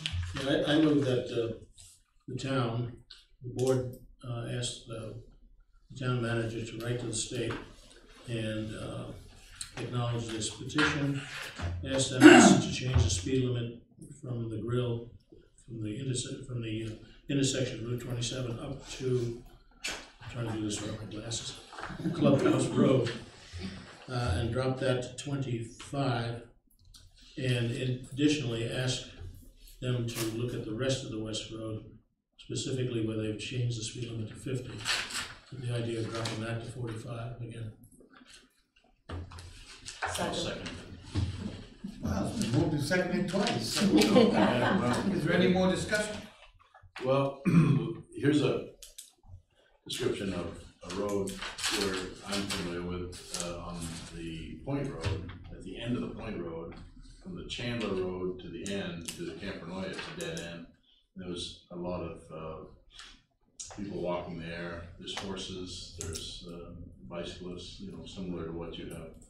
And that a lot of people in that live in that end of the road there had a conversation with the road commissioner about how do we get that speed dropped, because the road was paved. And also a thing that happens with newly paved roads, and we may find this to be the case in the village after it's all done, is that everybody goes faster on newly paved roads. And if you're aware, last year the Point Road was completely redone and paved all the way to the end.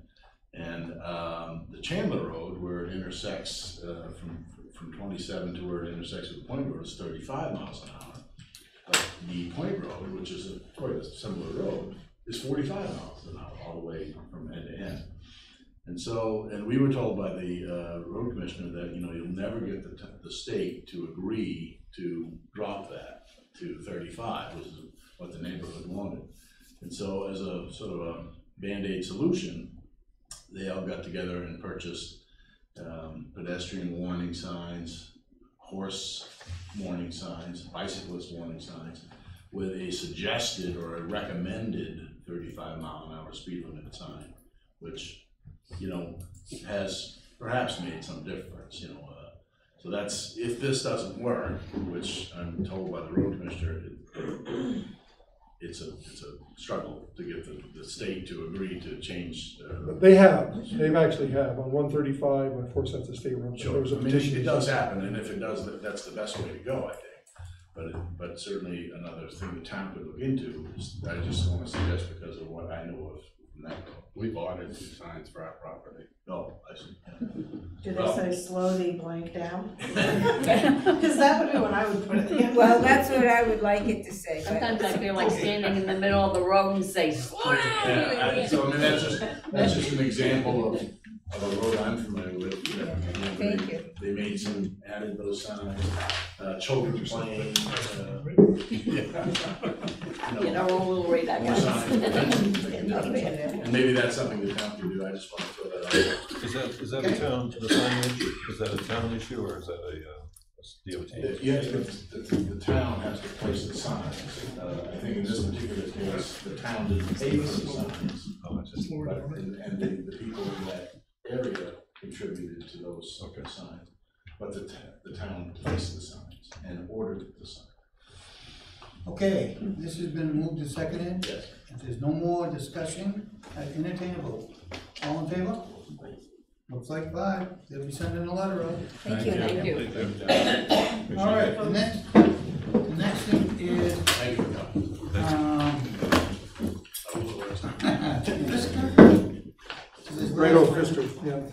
Rattle for Yeah, Rattle, that's what it is.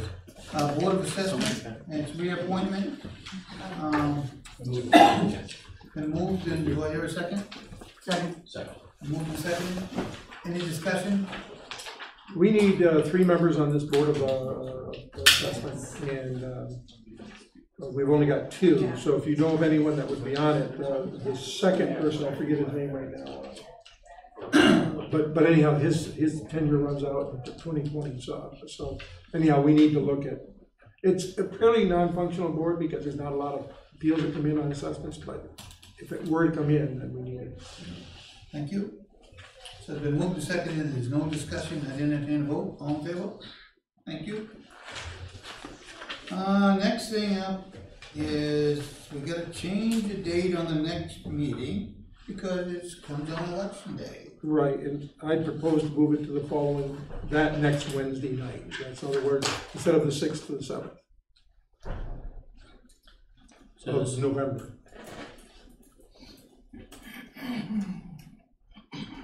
Instead of the 6th, we're gonna move it to where?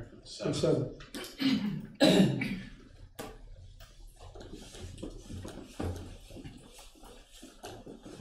Why do we have to move it? Because Election. why don't we just have the meeting in another place? We can if you want to, but this facility was not being used, and we can't broadcast. We can I understand record. that part of it. Yeah. But why can't we meet it in the center for all seasons? We can. We can. All I'm saying is the broadcasting of the meeting won't occur, but that's fine. But we can record it and set it up. Let's just go to the next night and make it easy. Because all the stuff is here. I'm fine with it. Okay, the 7th. Do I hear a second on that? Second. Yep, that's fine. You made the motion? I didn't make the motion. I did. Oh. All right, I did. It's been seconded. It's been seconded. Any discussion, any more discussion? Just making sure I alert myself She- the day before. Seeing none, all in favor? One opposed, right? I just didn't vote, Okay. but I'll go along with it. He abstained. Good boy. Okay, put All up. right, next thing is warrant. Well, before you go there, a couple of things that I just want to go over with you, just because I need some advice, and it's best to do it in this setting.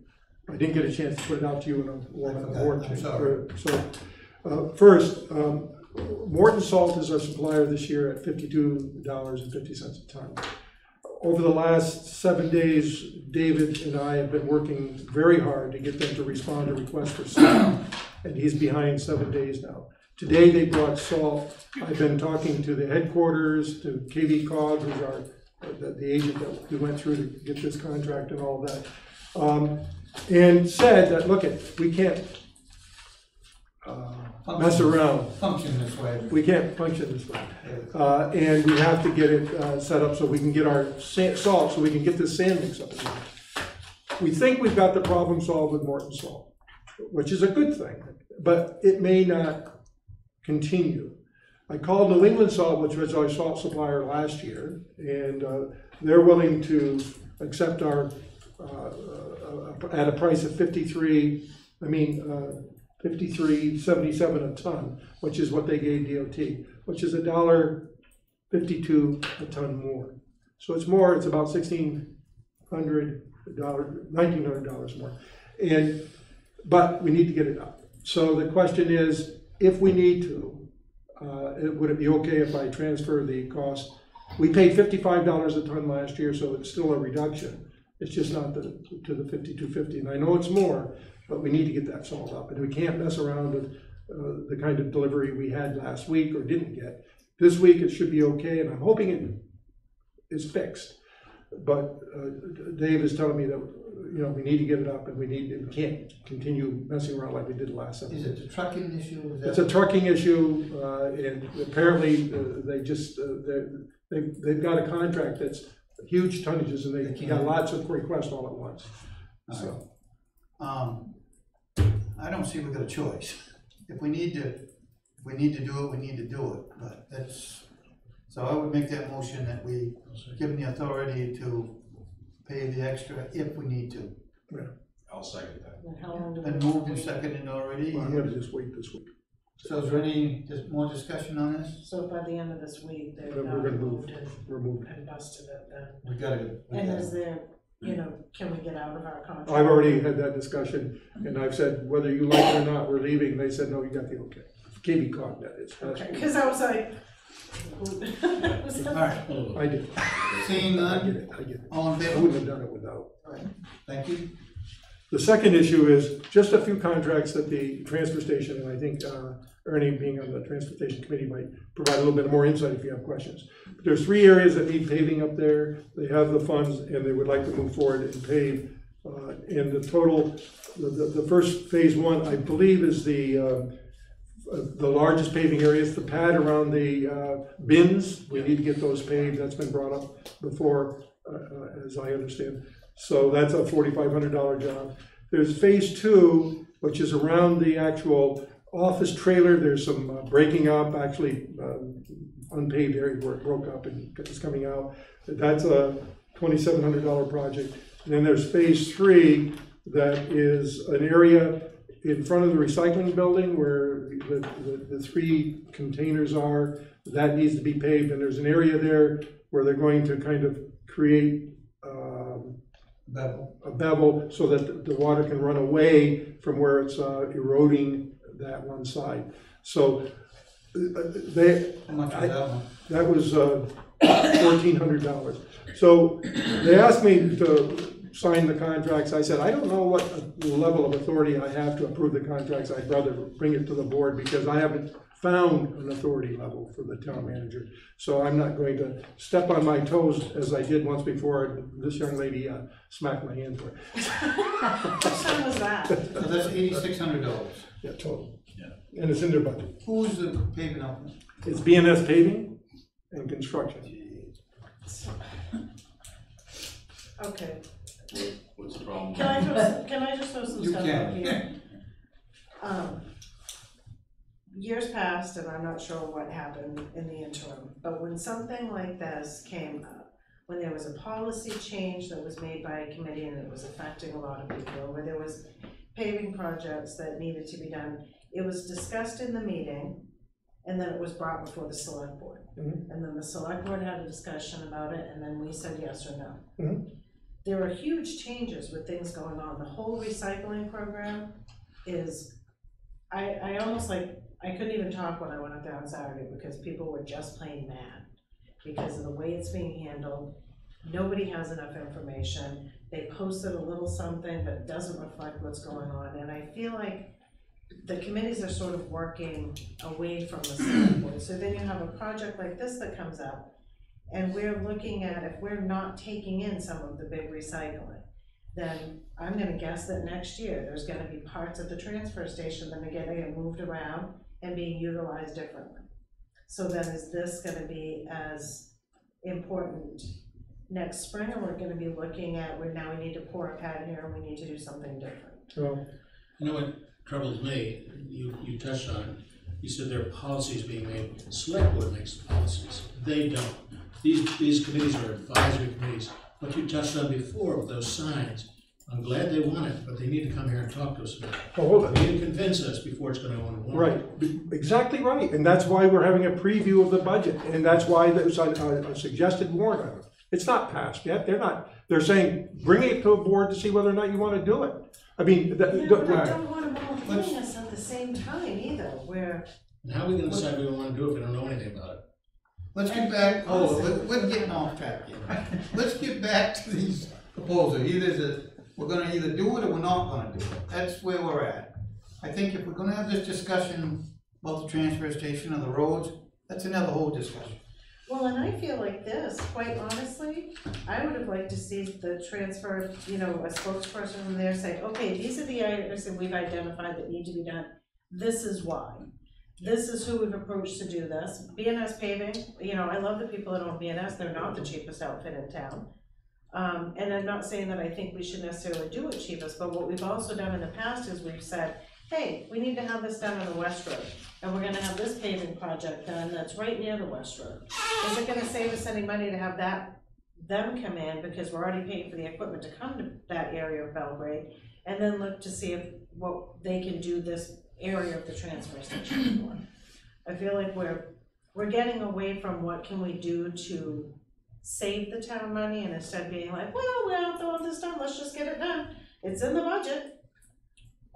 Well, if I can.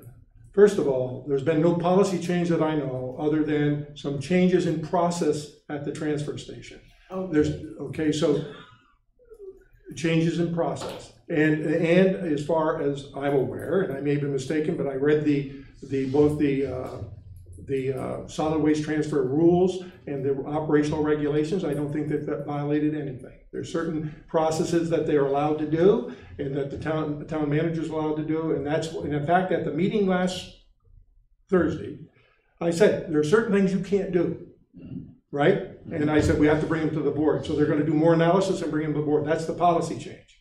The operational changes, which we have the authority to do, we're doing. Now, if you wanna change the operational, approach to the operational policies and the basic things that they can do, that's fine. We can bring that forward, we can have that discussion. But I don't want, at least sitting here, I don't want to be unfair to the Transfer Station Committee for what they're doing, because I think they're trying to follow the rules that are set. Now, I understand that there's changes that you had seen up there in terms of what they're recycling and how they're managing that.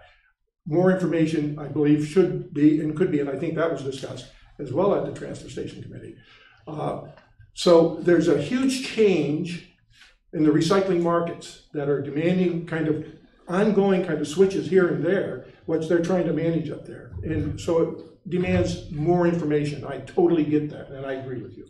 But in terms of their authority to kind of manage that, that's in the operational rules, stuff in the recycling stuff. It sort of feels like that is a huge policy at the transfer station. But if I may speak on that. I want to get back to this, what we're here for. Yeah. We can go back, when it comes to other, we can have this discussion. Yeah. I think that's the place for it. Okay. But may I speak to the paving? Yes, you issue? can. Okay, Yes. the paving issue has been, every year, when things come up at the transfer station, whether it's repairs to, equipment there, or, facilities, or paving in this case, and these particular areas are areas that have, are in desperate need of paving. And we're at the tail end of the season. There was some talk about, well, if there were, Pike was gonna be paving in the area and so on and so forth, maybe we could get them to come. That was deemed unable to be done this year. And so to get these done this year, the estimate that came in was actually less than what we imagined it was going to be. And so the funds for this particular kind of improvement to the roadway are in the budget for this year, and they're just looking for confirmation that we should do this, because we normally wouldn't spend this money doing it. And this is how we want to spend this part of the money to do necessary paving. It's really cut and dry, more or less. So in the budget article that we approved for the transfer station, these paving projects were identified. There was going to be some paving, was in a it's just we hadn't determined what the exact scope was, and this is actually a limited scope this year. Ideally, the whole place should be paved, on a more regular basis, but we're not going to be doing that, and so this is going to rise us another few years before we need to do that. And there are certain places like the ramp to the bulky bins that it's dirt right now, and it continually washes out, and that's part of the paving that we need to do. So I'd be in favor of having this done. Yep, go ahead. What's the total amount of money that we're talking about? $8,600. The only thing I'd like to see is I wish they'd got more than one price, because I think there's. I think they did. I don't know. I don't have that information in front of me, but this was the best price they got to get it done this year. I mean, I think, and the cost costs of paving. No, There's some paving contractors, they can't give you a price for next year because the price is gonna be so. If you think they got other prices, I'm fine with it. Well, see, that's my point though, Ricky, is that in years past, what we got is we got these 3 prices. This is the one we'd like to go with. This is what we need to have done. We wanna let you know this, and, you know, is it okay if we move forward with this one, and this is why we want to. I don't doubt that anyone gives it their all in the committees, I absolutely don't. But I feel like as a board, I really was struggling, feeling like we have a lot less information now than I remember getting in years past being on the board. I feel almost like we're getting like a wave on the way by versus you know what? We need to make our case to the select board so that you folks can decide how we move forward, and this is why we feel like we should. If I may, on this particular issue, it was brought to me that they needed paving up there, and it was in the budget last year, all right? It was part of what was kind of routine. The reason why I bring it to the board here is because normally I won't sign off on something unless I know what my spending authority is, right? So I said, well, the board has the right to review this stuff, and that's why I'm gonna bring it to the board. So my assumption was that they followed the procedure, they went out and got prices. These were the recommendations, and we talked about it at Thursday's transfer station meeting to bring it here, and I said, well, I'm not, essentially, when they brought them, Kim said, sign off on my son, I'm not signing off on it, I'm bringing it to the board. So you're aware of it. Thank you. So, Well, Danny brought this to me, and I said it needs to come to the board. Right. Yeah, I think that, I mean, when it comes to, you know, changing, like we've talked about, being open Thursdays year round. Now, that's an operational change, a policy change. I mean, that's something that the board would specifically need to debate and discuss and so on and so Technically, I don't forth. think This doesn't match that level as far as I'm concerned. It's just you know. Jack's got something. I go over the transfer station regularly. I think these 3 things that are being discussed are valid, my personal opinion. This was discussed a bit at the last road committee meeting, and I'm not speaking for the road committee, I'm speaking for me, having been through that discussion. I don't think any of the 3 are, at this point in the year, I don't think it's essential, vital, critical that they be done this year. A suggestion was made at the road committee meeting, wasn't discussed down to a final conclusion in the vote, but it was brought up as a sensible decision, that if the town goes ahead with a 3-year road paving project, that the Dunn Road is one of the critical roads.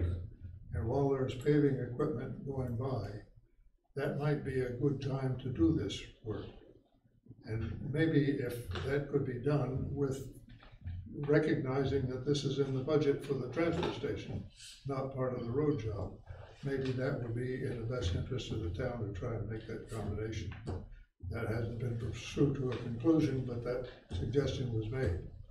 My personal opinion is that although these are important things to do, it's not critical that they wait until next spring or next summer, number 1.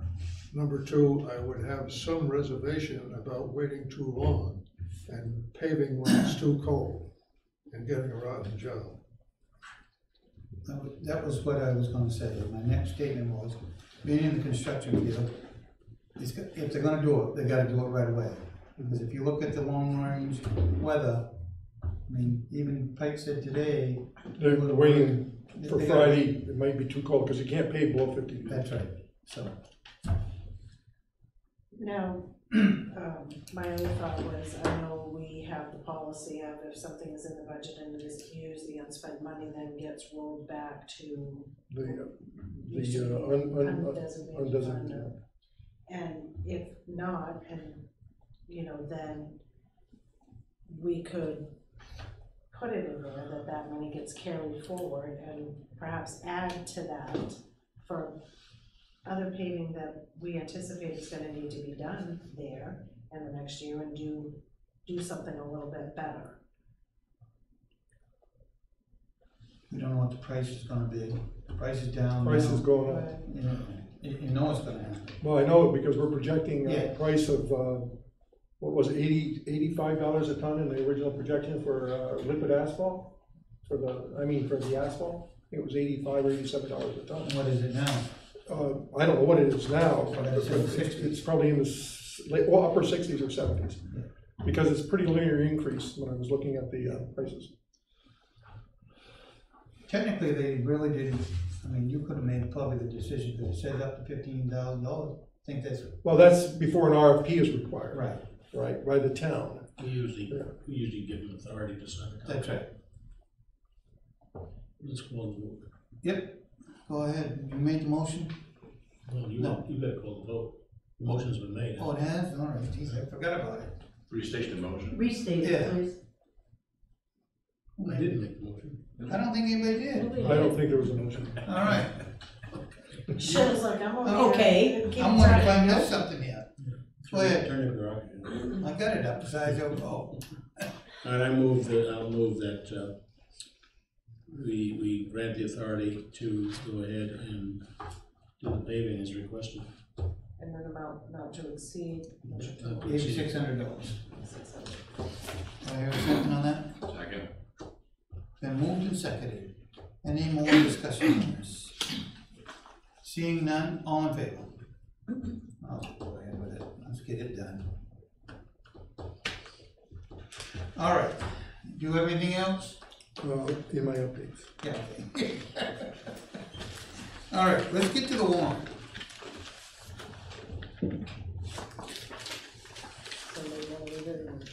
Go ahead. Take great care. Warrant number 125 in the amount of $29,131.05. Do I hear a second on that? A second. Been moved and seconded. Any discussion? Yeah, I guess. All right, go ahead. I should have known. Should have just moved right to you. You're taking my spot. You realize it. Go ahead. I inherited the magic marker. Good boy. Yeah. Autumnmore tree, the very first one, 1788. Tree removal around dam, what is that? That's down at the village dam? Or? No, this is Salmon Lake Dam. Are you talking about check number 017881? Yes. Salmon Lake Dam and the Belgrade Lakes Village Dam both had to have brush removed for maintenance along the dam. And that's what this bill is for. It's brush, It's not trees, it's brush. There may have been a small tree, what someone might call a tree, it's brush. Yeah. Okay. Number 17897, JJC photographic, what is that? 17897? 17897. Which page are you on? Number 3. Okay. Oh, and that's Jason Carey. Jason, that's Jason. That's for setting up the speakers. Speakers. The next one, Canon Communications. Was that just setting up the speaker? That's That the last meeting? conclusion, yeah. I think that was the last meeting. What does it say on the date there? So we paid $200 and we didn't pay that. What? No, this was for, when was the date? Yeah, I guess that was the October 2nd, yeah. Think about that one, I guess, like before. Okay, now what are you looking at? Was the next one? No, yeah, Canon Communications. That was to close out the first class contract, the final closeout. Of which contract? The first class, the previous email. Okay, thank you. I think that's all I have. That Beaver's back. Did you see that? I see that. Had to remove it again. It wasn't the same beaver. I put a paint dot on his Did you nose. put a tag on it? On his nose. All right, there you go. That's a money maker. All right, I have two more. Go ahead. What is it? On page 6, 17918, Spectrum Enterprise. Spectrum is our cable Yeah. Internet provider. internet provider, and that's a bill for $109. That's your monthly bill. That's the monthly bill for Spectrum, I believe, at the town office. Here, hold on. That's what it Yep, says. that's what it says. So, Okay. right prior to that, does anybody mind if I ask on Spectrum Business why we paid a late fee? We have been, I I know don't we're wanna gonna argue Spectrum. about Spectrum. The Spectrum, okay. We get into the situation with Spectrum now, that there shouldn't be any late fees. It may be because the warrant check was signed after, or the bill didn't come in on time, or whatever. But we've had these billing arrangements, and we shouldn't be paying late fees, but sometimes they get into it, and then we have to work through it. So we call them, tell them to take it Well, off. well, we do, And then we believe me. don't put it on the warrant. Well, sometimes it comes in after, and they gotta get paid the warrant, and you have to work through backwards in the process. Okay, you got something else? That's at 17918, right? 17919. Oh, the last one's 18, yeah, Spectrum. That was Jason's. Jason Stevens, $5,300. He's JJC Photo in one place. He's No, Jason- no. Jason Carey and Jason Stevens are two different Oh, people. Jason Carey, I'm sorry. Yeah. Yeah, that was when Never we mind. had the meeting and we sent him down to put up the speaker that they didn't. Yeah, I remember that, Jason Carey, I got the names mixed up. Okay, then forget that, I know who Jason Stevens is. Thank you. Anything else? Anybody else got anything? Yeah. No, sir. Go ahead. Security, so Seco Security, 17915. What page? Page 5.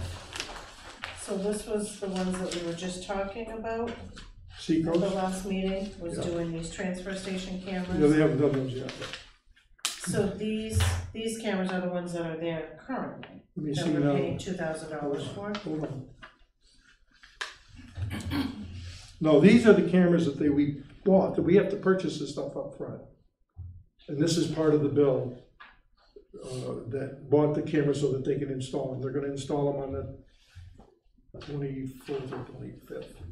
So we went back and we said, if you do all of Right, these well, yeah, facilities, right, and that- including the food pantry, which we had just talked about at the last meeting was not done, is now part of this. No, the food pantry has a security alarm, no cameras. Okay, so this is just an alarm.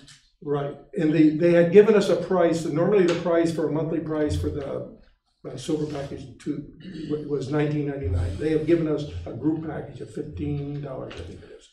And I called them up, and I meant to pass that on to you, I just forgot over the last week. Center for All Seasons, does that have just an alarm too, or does that? No, have Center for All cameras? Seasons has cameras. And the alarm. So the $575 for the cameras and the alarm at the Center for All Seasons, just how many, what are we getting? There's for 8 the cameras at the $575? Center for All Seasons.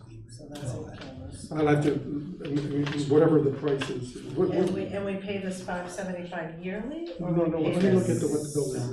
What's the catch up? There's 17, which one is my number here? 17915, That's the and then 17916. 1.6. Actually, 2 for 17916. That's the $14.95 rate, the remote viewing monitoring. So that's,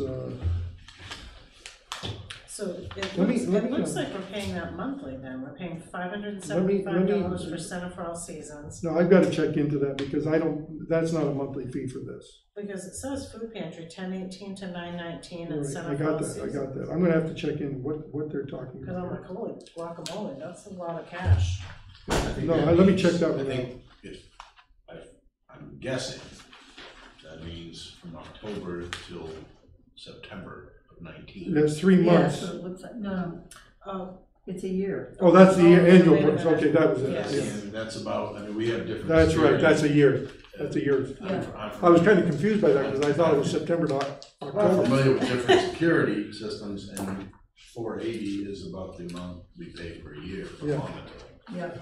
So, that's probably for the monitor. Yeah. Sorry about that, I was confused That's with okay. it when I was quickly looking at it. That's why I said I look at that, because I know what And Consolidated Communications, what are we using them for? On page 2, 17888, we have public safety and general government. Yeah, 17,888, did you say? I'm thinking consolidated communications, we have to keep one line, I think it's at the fire department. Dedicated line. Dedicated line, and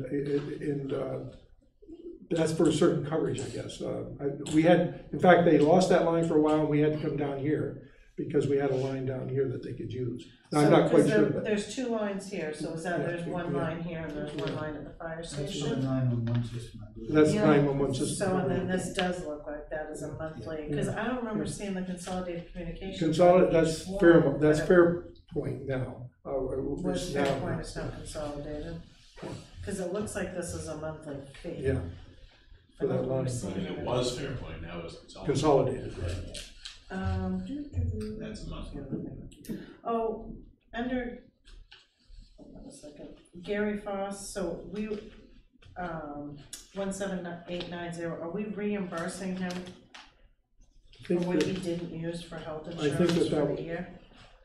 What he probably already paid for. That's what it looks like. That's what he paid for that's his payment for the month. We have to reimburse him because he didn't, we pay in advance. Okay. Or he pays in advance. Kind of what I thought. That's the way it used to be.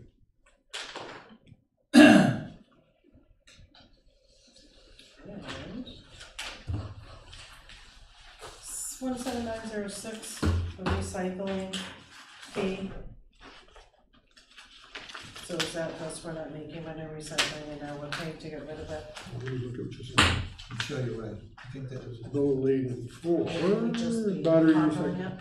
This, I think, is the 1906. This looks like all of the battery recycling and all that.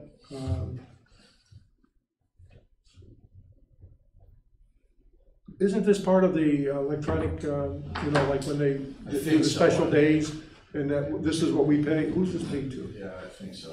I'm not familiar with North Coast. I think it's a once a year thing, I think we do. Yeah, let me, I can get the answer to you for that for tomorrow, but I'm pretty sure this is the recycling that when they come to pick up all the electronics and the computers and all of that stuff, I think that's the money that's paid for, but I have to check on that. We're having to pay to get rid of electronic stuff? We pay for, when there's special recycling days and stuff like that, we pay for someone to come and transfer that and pick it up. And I think that's what this is, but I'll check it out to make sure. Never used to, but imagine we are now. What's that?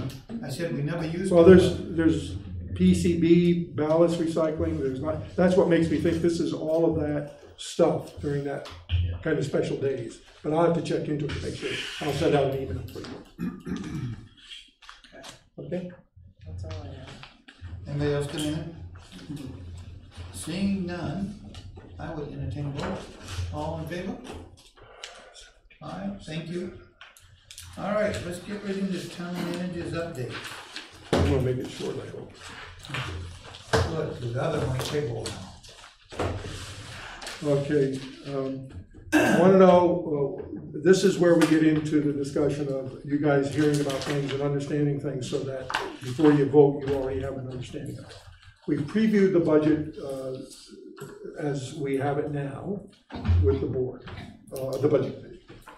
And so they're aware of the various items that people are asking for. And that was part of the budget process that we established last spring, where we go through and then we preview the budget with the budget committee, big comments, and then we bring it to the board for a preview, non-voting.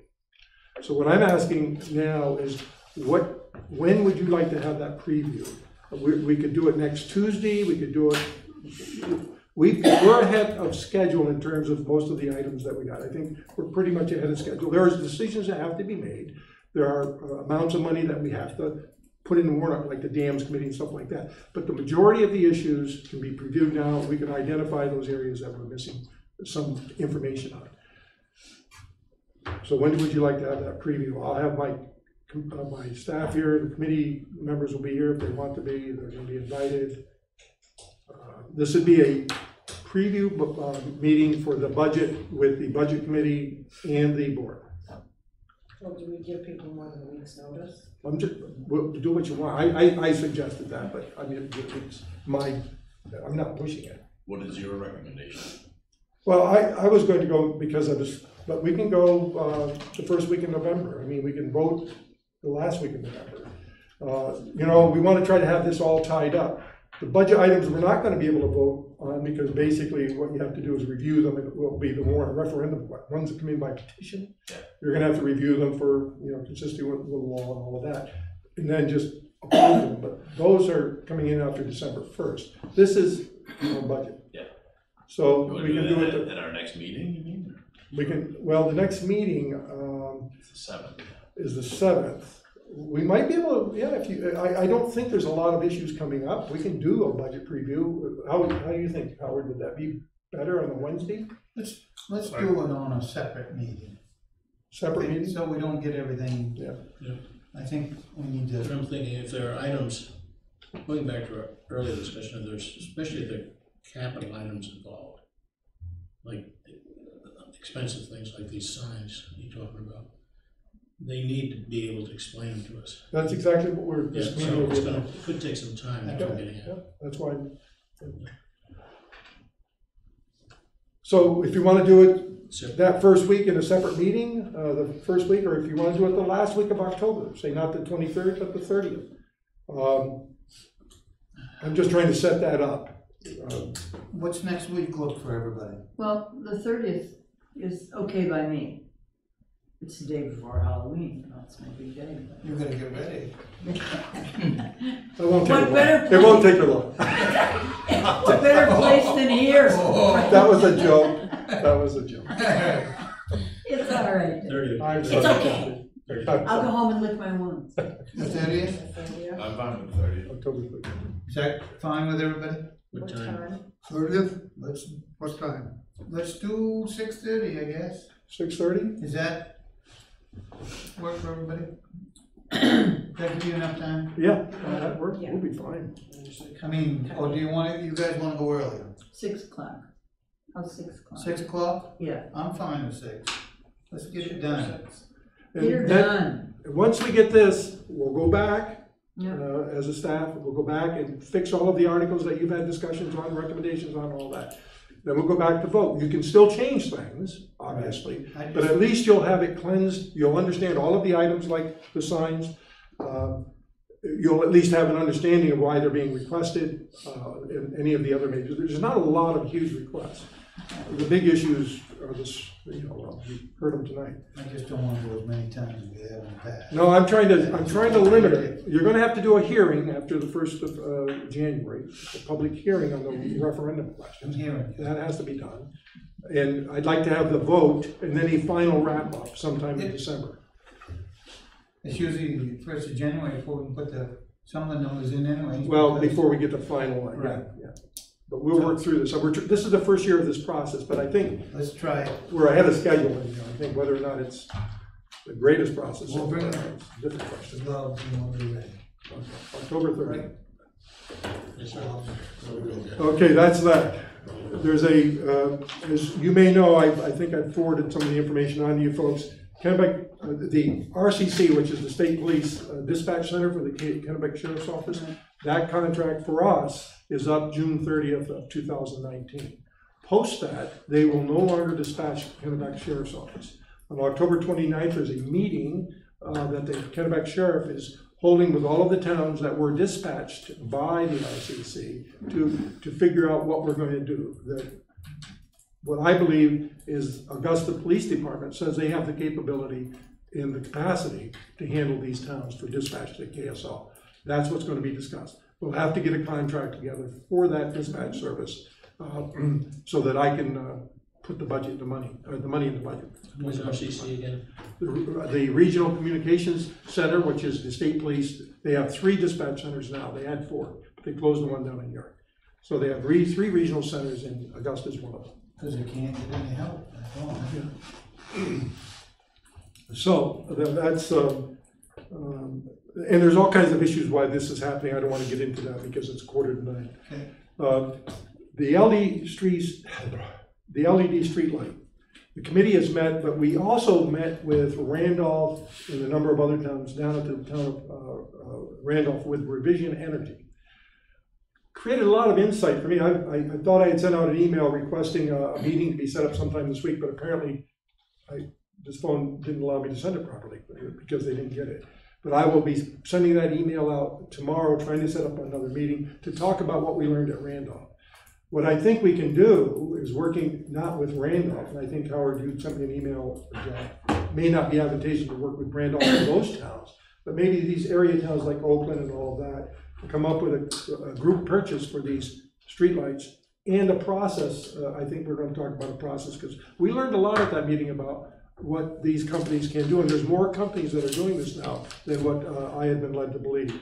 So I think we can create an approach through one meeting with the streetlight committee that we can come back with a recommendation to this board, and maybe a budgetary recommendation too for next year. But we have to talk more. Can I say something? I think in this process, we have to be careful that we just don't say, change over what we have on the poles now to LEDs. There's a number of these streetlights that aren't working around town. And I'm sure we're paying for it. Well, the ones I'm aware of, all right, I've called in, or there's an email approach so you can do it. So I've called them in. The time to do these surveys is at night when you can see whether I know. they work or not. And there's some that aren't working. So, no, they need it at all. Yeah. The question is, are they needed is the real question. So that's part of the process that we'll ultimately go through. If they're not needed, how do you get rid of them? Were they put in by a vote of the board of the town meeting? No, I researched this, and it was the board. The process is through the board. So, okay. I meant to bring that up to you guys too, but we just haven't had that meeting. Okay. So that's that. The dam committee. Here's another big issue confronting the town. Wings Mills Dam needs some repair. Yeah. And what they're going to do is temporary repair or interim repair this fall. They decided to do that? Huh? Because the last I heard, they weren't going to do it. Well, at the last meeting I was at, and I had to leave early, the approach they were taking, they were already lining up people to do it. And they're going to do about a $14,000 repair, the interim repair that we talked about in August, essentially. That will give them a 1 to 3 year period to think about what to do with the bigger repair, the more, it'll take the pressure off them. They were thinking about trying to have all of that kind of built up early before January so they can get in the budget this year. My recommendation would be take it slow. Let's not rush into, because you got to decide how you're going to fund it. We got to get the towns on board. It's not just one. We want to bring Mount Vernon in. We're going to try to bring in Sydney. So this is a bigger issue than just trying to get it done. And so I think that they're accepted. I wasn't at the meeting, but I'll be talking to Dick Green, who did the notes, to find out exactly where they're at. But so I think they've accepted that position. The one thing that they may ask for when I left, they need to build a reserve, and they need to build money toward whatever the ultimate fix is. So they may be asking for a sum of money that's greater than what they asked for last year, which is greater than what they normally ask for. Normally they ask $10,000 split amongst the 3 towns. Last year they asked for 20. This year they may ask for 40 or 50,000 to get the planning done for the final permanent repair, and then to help build up the reserve. I don't know. We haven't got the final numbers, but that's where what I heard they were at. And I'll be writing for them to sign letters to the Sydney and to Mount Vernon requesting whether or not, well, asking for their board to vote to join this committee, because a lot of those people over there that were upset were from the Mount Vernon area. Sydney's not so upset because they don't really get impacted. Their impact is minor in terms of what we do, so they'll probably not join, as they did not before. But Mount Vernon more than likely will join. So that may change the equation in terms of the sums of money that, the percentages of money that we have to provide. Lowering ours a little bit and increasing Mount Vernon. So that's... Do they, my question, the $14,000 interim repair, is that in their budget this year? Or is that they have the money for that. They have the money. Yeah. They really operate on an expense account, sure. An expense budget line, and then they can pull from what we call a reserve, but it's really an expense fund that they operate from. Okay. And that's another thing that we have to investigate and look at amongst the 3 towns. And that's something I was going to do this summer, just didn't have a chance. These other updates are quick updates in terms of status of some enforcement actions. Brightside has filed an 82B, which is an action that he filed in Superior Court against the Town of Belgrade's decision-making process, the appeals board process. So that's his right to do that, and that's what he's done. I'm just continuing to negotiate with Stephen Jones on Sandy Lane, Covert Drive, in terms of a violation that a failure to follow his license, and we're continuing that negotiation. I'm hoping to wrap it up soon. You all were made aware of the culvert issue on Millstream Road, and I've sent off an email to the gentleman saying that that I understood from speaking to the road commissioner that they had a communication this summer, and the road commissioner was going to fix to follow through on his end of that agreement that they made this summer. In the fall, it is too early to go out with his tracked vehicle. He'll damage the road, so he hasn't been there yet. So that's the communication on that issue. So that's pushing that aside. The two other issues is Gary Foss, as you all, has left and got employment at Hammond Lumber. We're setting up interviews. Ernie, were you going to participate? Because I didn't know if you wanted to be on it or Ernie. But we're going to set up interviews for Friday. And we want the cemetery committee and a board member of cemetery committee and the transfer station. I think Bruce Galush is going to represent those two. So did you want to be on that? We have two people. One is a current town employee, and the other one is another person, not the person that you were thinking. I think. I don't know what you were thinking. There's two? There's two, but not the one that you were talking about this afternoon. Really? Yeah. And finally, CTAM, which is the group that I talked to you about in terms of cable television. It's the Cable Television Association of Maine. They have a bill in to kind of look at PEG, public educational and governmental channels, and what Charter Communication is looking at doing and proposing to make changes on that. And the bill will kind of restrict what Charter can do. They're going to have an educational session at 10 o'clock Saturday. I sent the information out to you folks. I plan on going to that unless something pops up that I'm unaware of. It's down in Portland. It's 10 to 2. So if you want to go, let me know. Which level are they putting the bill in? State level. State level. There are a lot of activities going on at the FCEC level, and I can give you stuff if you want to read. That's what I wanted to. I haven't read it. All I know is what they're doing at the state level. And I think some of the federal activity is driving it. And here is the announcement on that. I think I passed this out by email. And that's all I have. Yep. I got a question. On our emails, we got the thing a few weeks back about we were able to get into Outlook. Yeah. Now, in the past, we've had emails for the town of Belgrade. I haven't issued an email. You have not been? Because I thought everyone, that's why we sent that thing out, was everyone has an email from the town of Belgrade. Okay, because I thought you guys had. no, so I was like, okay, well, I put Outlook on my phone, but I was like, do I attach my Gmail to it? No, it's got to be. Because it should be like mjewel at Yeah, exactly. townofbelgrade.com. Exactly, and I believe everyone was given an email address. That's what I had gotten an email on. And I believe we also sent a request if you need help to access that. Nick would be made Maybe that available was to one do of those that. ones that. Okay, so I will, That doesn't count. but I know some of you folks would rather have it forwarded just to your regular emails. So, Melanie. Well, and I was just curious, because I was like, I don't want to miss stuff necessarily. That's why I've been sending it to your. But I was like, but I didn't have the thing that was like, is it gonna be melaniejewel@townofbelgrade.com, or is it mjewel, or, so I didn't know. Okay, so I will talk to Nick tomorrow on that and find out what the failure was. Those are really the same as the old email, are they not? They could be if that's what you want. You could also, we could modify it. Yes, they should be the same as the old email. That's why I thought you all got them, because I know my email was going to be transferred over during the change. We just wanted to make sure. I've been getting and sending messages. I didn't make any changes, but.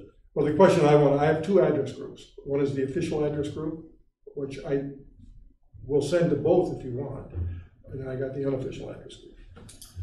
Yeah, I'm even like, I'm doing a search through my emails to see if there's something, if I got one for email. So far, nothing. Okay, well, we'll talk to Nick and find out what, because I know I got an email that said, I even had your passwords on my email. No, so I didn't have that, and I did have the thing about, you know, the letting us know that it was available. You can change Is there anything new about replacing Anthony, or do we?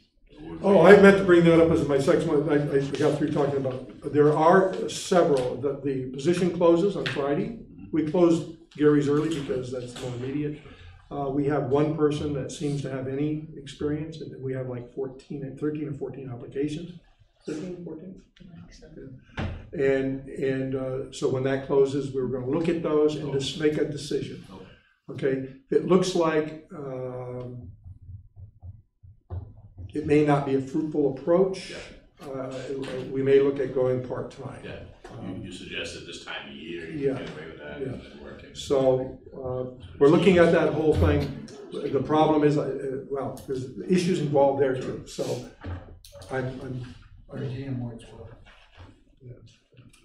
Okay.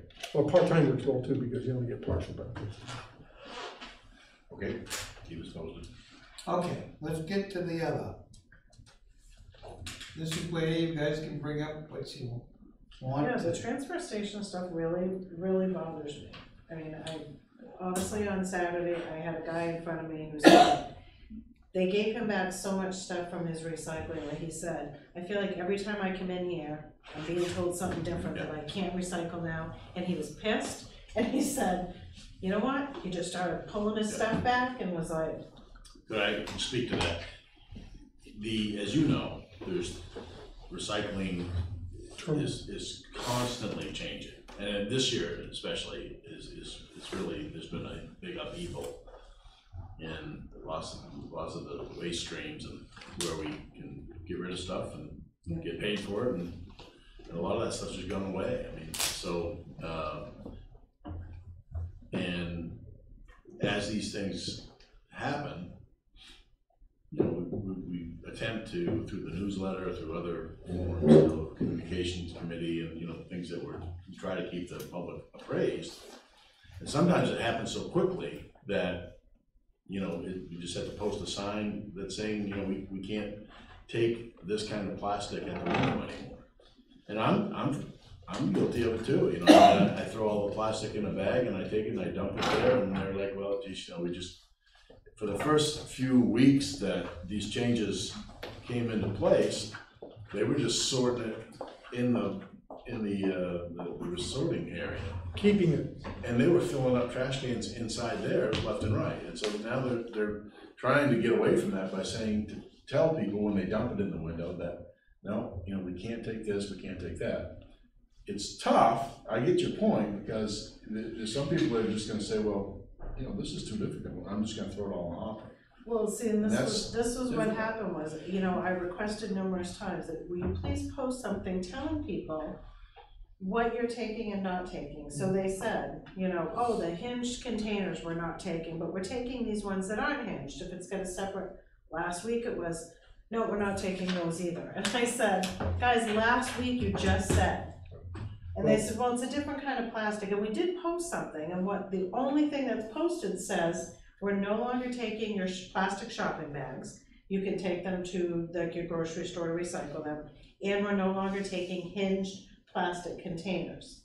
But the reality is we are no longer taking bulky plastics. We are no longer taking 99% of the recycling. I don't know about that. But I don't think it's 99%, but there's, you're right, pretty a much, lot of things. my recycling, I'm kind of like a recycling freakazoid. Yeah. I literally recycle everything that I can recycle. Sure. And my trash has gone from one bag I do a 30-gallon, you know, whatever. I've got a big trash can in the kitchen, it's not giant, but one trash bag a week. Yeah. I brought 3 last week. Sure. Because all of my recycling, 99% of it, it's literally everything. It's all of there's no way to get away from the stuff that we can't recycle at this point. So I feel like we're doing people a disservice because it took a really long time to get Belgrade's recycling to where it's at. And I feel like, as frustrated as I feel like, and when I watched the guy in front of me, and he just was picking the stuff up and throwing it in his bag, because he was just like, I give up. Well, I think the need for information is always important, so I get you on information. Situations are changing pretty dramatically in the recycling industry. I've even looked at, there are towns, complete towns going out of recycling entirely because it's costing more than it's saving. But there is a benefit to recycling to the societal as a whole. The question is, what is the tipping point? What the rules, the basic rules on the recycling program gives the transportation manager in the committee, as I understand, the ability to maximize the value of the recycling. So that's what they're trying to do. I totally get the issue of information, and if someone has put it in the recycling bin, my approach would be, and I'll talk to Kenny about this, my approach would be, if it's something that they've done and they haven't been introduced to this yet, to say, we'll take it now, the next time you come in, please don't take these. I think that's a better approach, and pass out a sheet. Pass out a sheet Exactly. that says huge changes, Yeah. because you also have Yeah. EcoMaine I totally has get done that. all these ads on the radio now that are saying, if you're being told that you can't recycle your milk containers Oh, you and can your do juice that. containers, that you absolutely can. Well, no, We know were that. told at our transfer station that we could, and a month and a half ago, it was, no, we're not taking those anymore. They're still taking milk containers, Oh, that's no, number they're two. not. Well, in some cases Plastic they're not. jugs, and that's it. And the EcoMaine commercials, that's fine for if we're EcoMaine is. Well, we're not EcoMaine. Right. We're not We're- EcoMaine, so I mean, that's kind of misleading. Right. So. But I think you're hearing one thing, so I feel like what we need to do is instead we need to No, put it's something a- out that I says, agree with you. we've It's had to a- revamp this, and this is what we can take. Yeah, no, we're gonna revamp, but then just as soon as we revamp, we may have to revamp again, because But things are changing so quickly. I think here's the issue that Melanie's getting at, I get it. Whenever there are changes made, it doesn't take a lot of time to put a sheet together and then print it off and pass it out. And that's what I would do, and provide more information. Why not, in addition to that, require a certain amount of time, at least a week before it takes effect, or 2 weeks? I'd like to say 2 weeks, but in other words, they were taking 1, 2, and 7. They're no longer taking those. No, they were taking them all, then they backed off on 3 through 7. I forget the exact. And then, Well, anyway, the point is to avoid the situation like this. If he ignored the warning, that's his problem. But I mean, don't just change it. I don't disagree at all. I mean, And it that's- has felt like every single week there is more, and I'm like, and I literally just kind of feel like, will you guys just tell me what I can freaking recycle? Like my pellet bags, that's a whole lot of stuff that goes in the trash. Yeah, we're not taking those ones anymore. We're not taking these ones, but we are taking these ones. I'm like, how do I know the difference of what you guys are taking? And I'm kind of a recycling geek, like. I will say a lot more is gonna go in the trash, just because that's the way it is. And then our cost for that's gonna go. One of the things we've been talking about here is communicating, getting information out to the people. You can't put a list in 24-point type on an 8.5 by 11 sheet, stick it in between the windows in the recycle area, and expect anybody's gonna be able to see what the heck is going on. The communication has got to be effective to people, and as Melanie's saying, when it changes from week to week to week, give us a little bit of slack, but put together something that's complete. We're taking ones, but not the kind that open and close. But if it's a heavier weight one, we can take that one. So I've got a piece that's a 1 and it's heavier, but it might have been part of an open. I mean, come on. It's got to be a much. There's got to be something simple and something direct about what it is. Yeah, And we've got to be able to have pictures, handouts. Right, like put a lovely picture diagram up there, which is how we got people recycling stuff in the first place. I mean, I've got the same experience that she's talking about. I've gone from a big barrel of recyclable materials to, holy cow, it's time to go again because my trash cans are full. But that markets are changing, but the communication's I going to be better. I understand that, but I was talking to a neighbor, and his comment was, why in the world do you take any time and energy to do that? Just throw it all in a hopper. It's ridiculous. I'm not gonna take that kind of time. Well. Changing That doesn't environment, help. I wish we could do something entirely different, but the problem is, what I was focusing on at one point in time about 6 months ago, is what's caused the problem, and that's single sort. And that caused a problem with the Chinese closing down their industries, their recycling take, and so. Probably That good hurt to- too. Yeah, it really hurt. So, Well, the other thing too, I feel like in the last newsletter, the transfer station had a section there, they knew this change was coming. And instead there was a little blurb about changing how you're sorting your mixed paper stuff, because some of this can now go in the mixed paper and we'll get a little more money for that. I sort of feel like, I went there like, okay, so now I've gotta figure out how to sort my paper a little bit differently for you guys.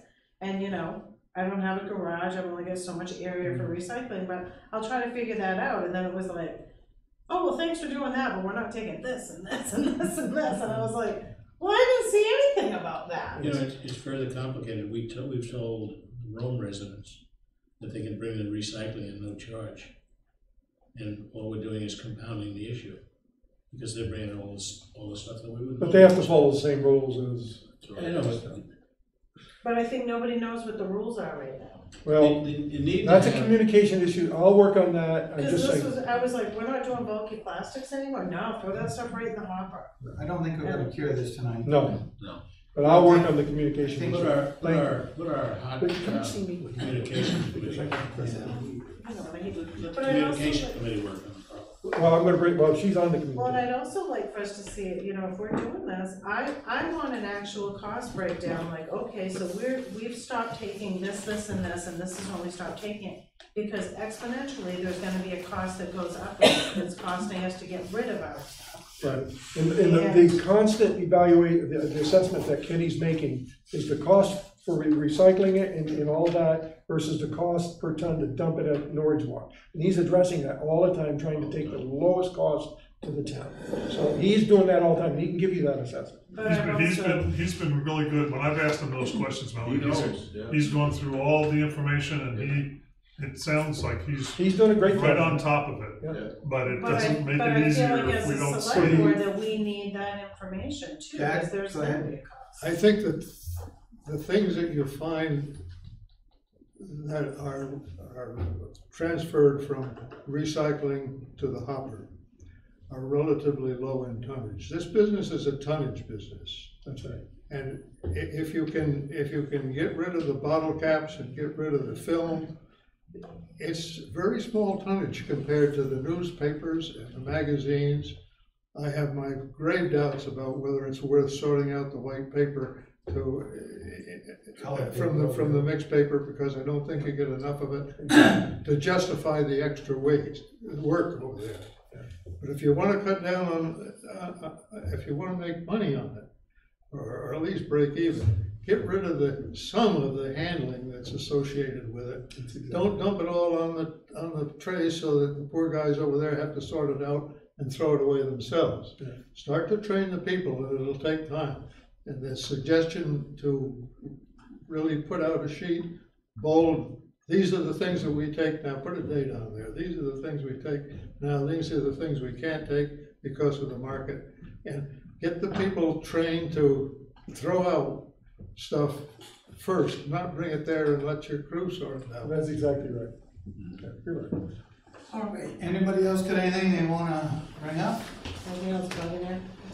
No, I didn't entertain a motion to. Throw the. Blow this down. And move to second, all in favor? Yeah. Thank you. All right, whose policy was for these for us to take on the I'll put out the memo that I put out last Thursday. I was trying to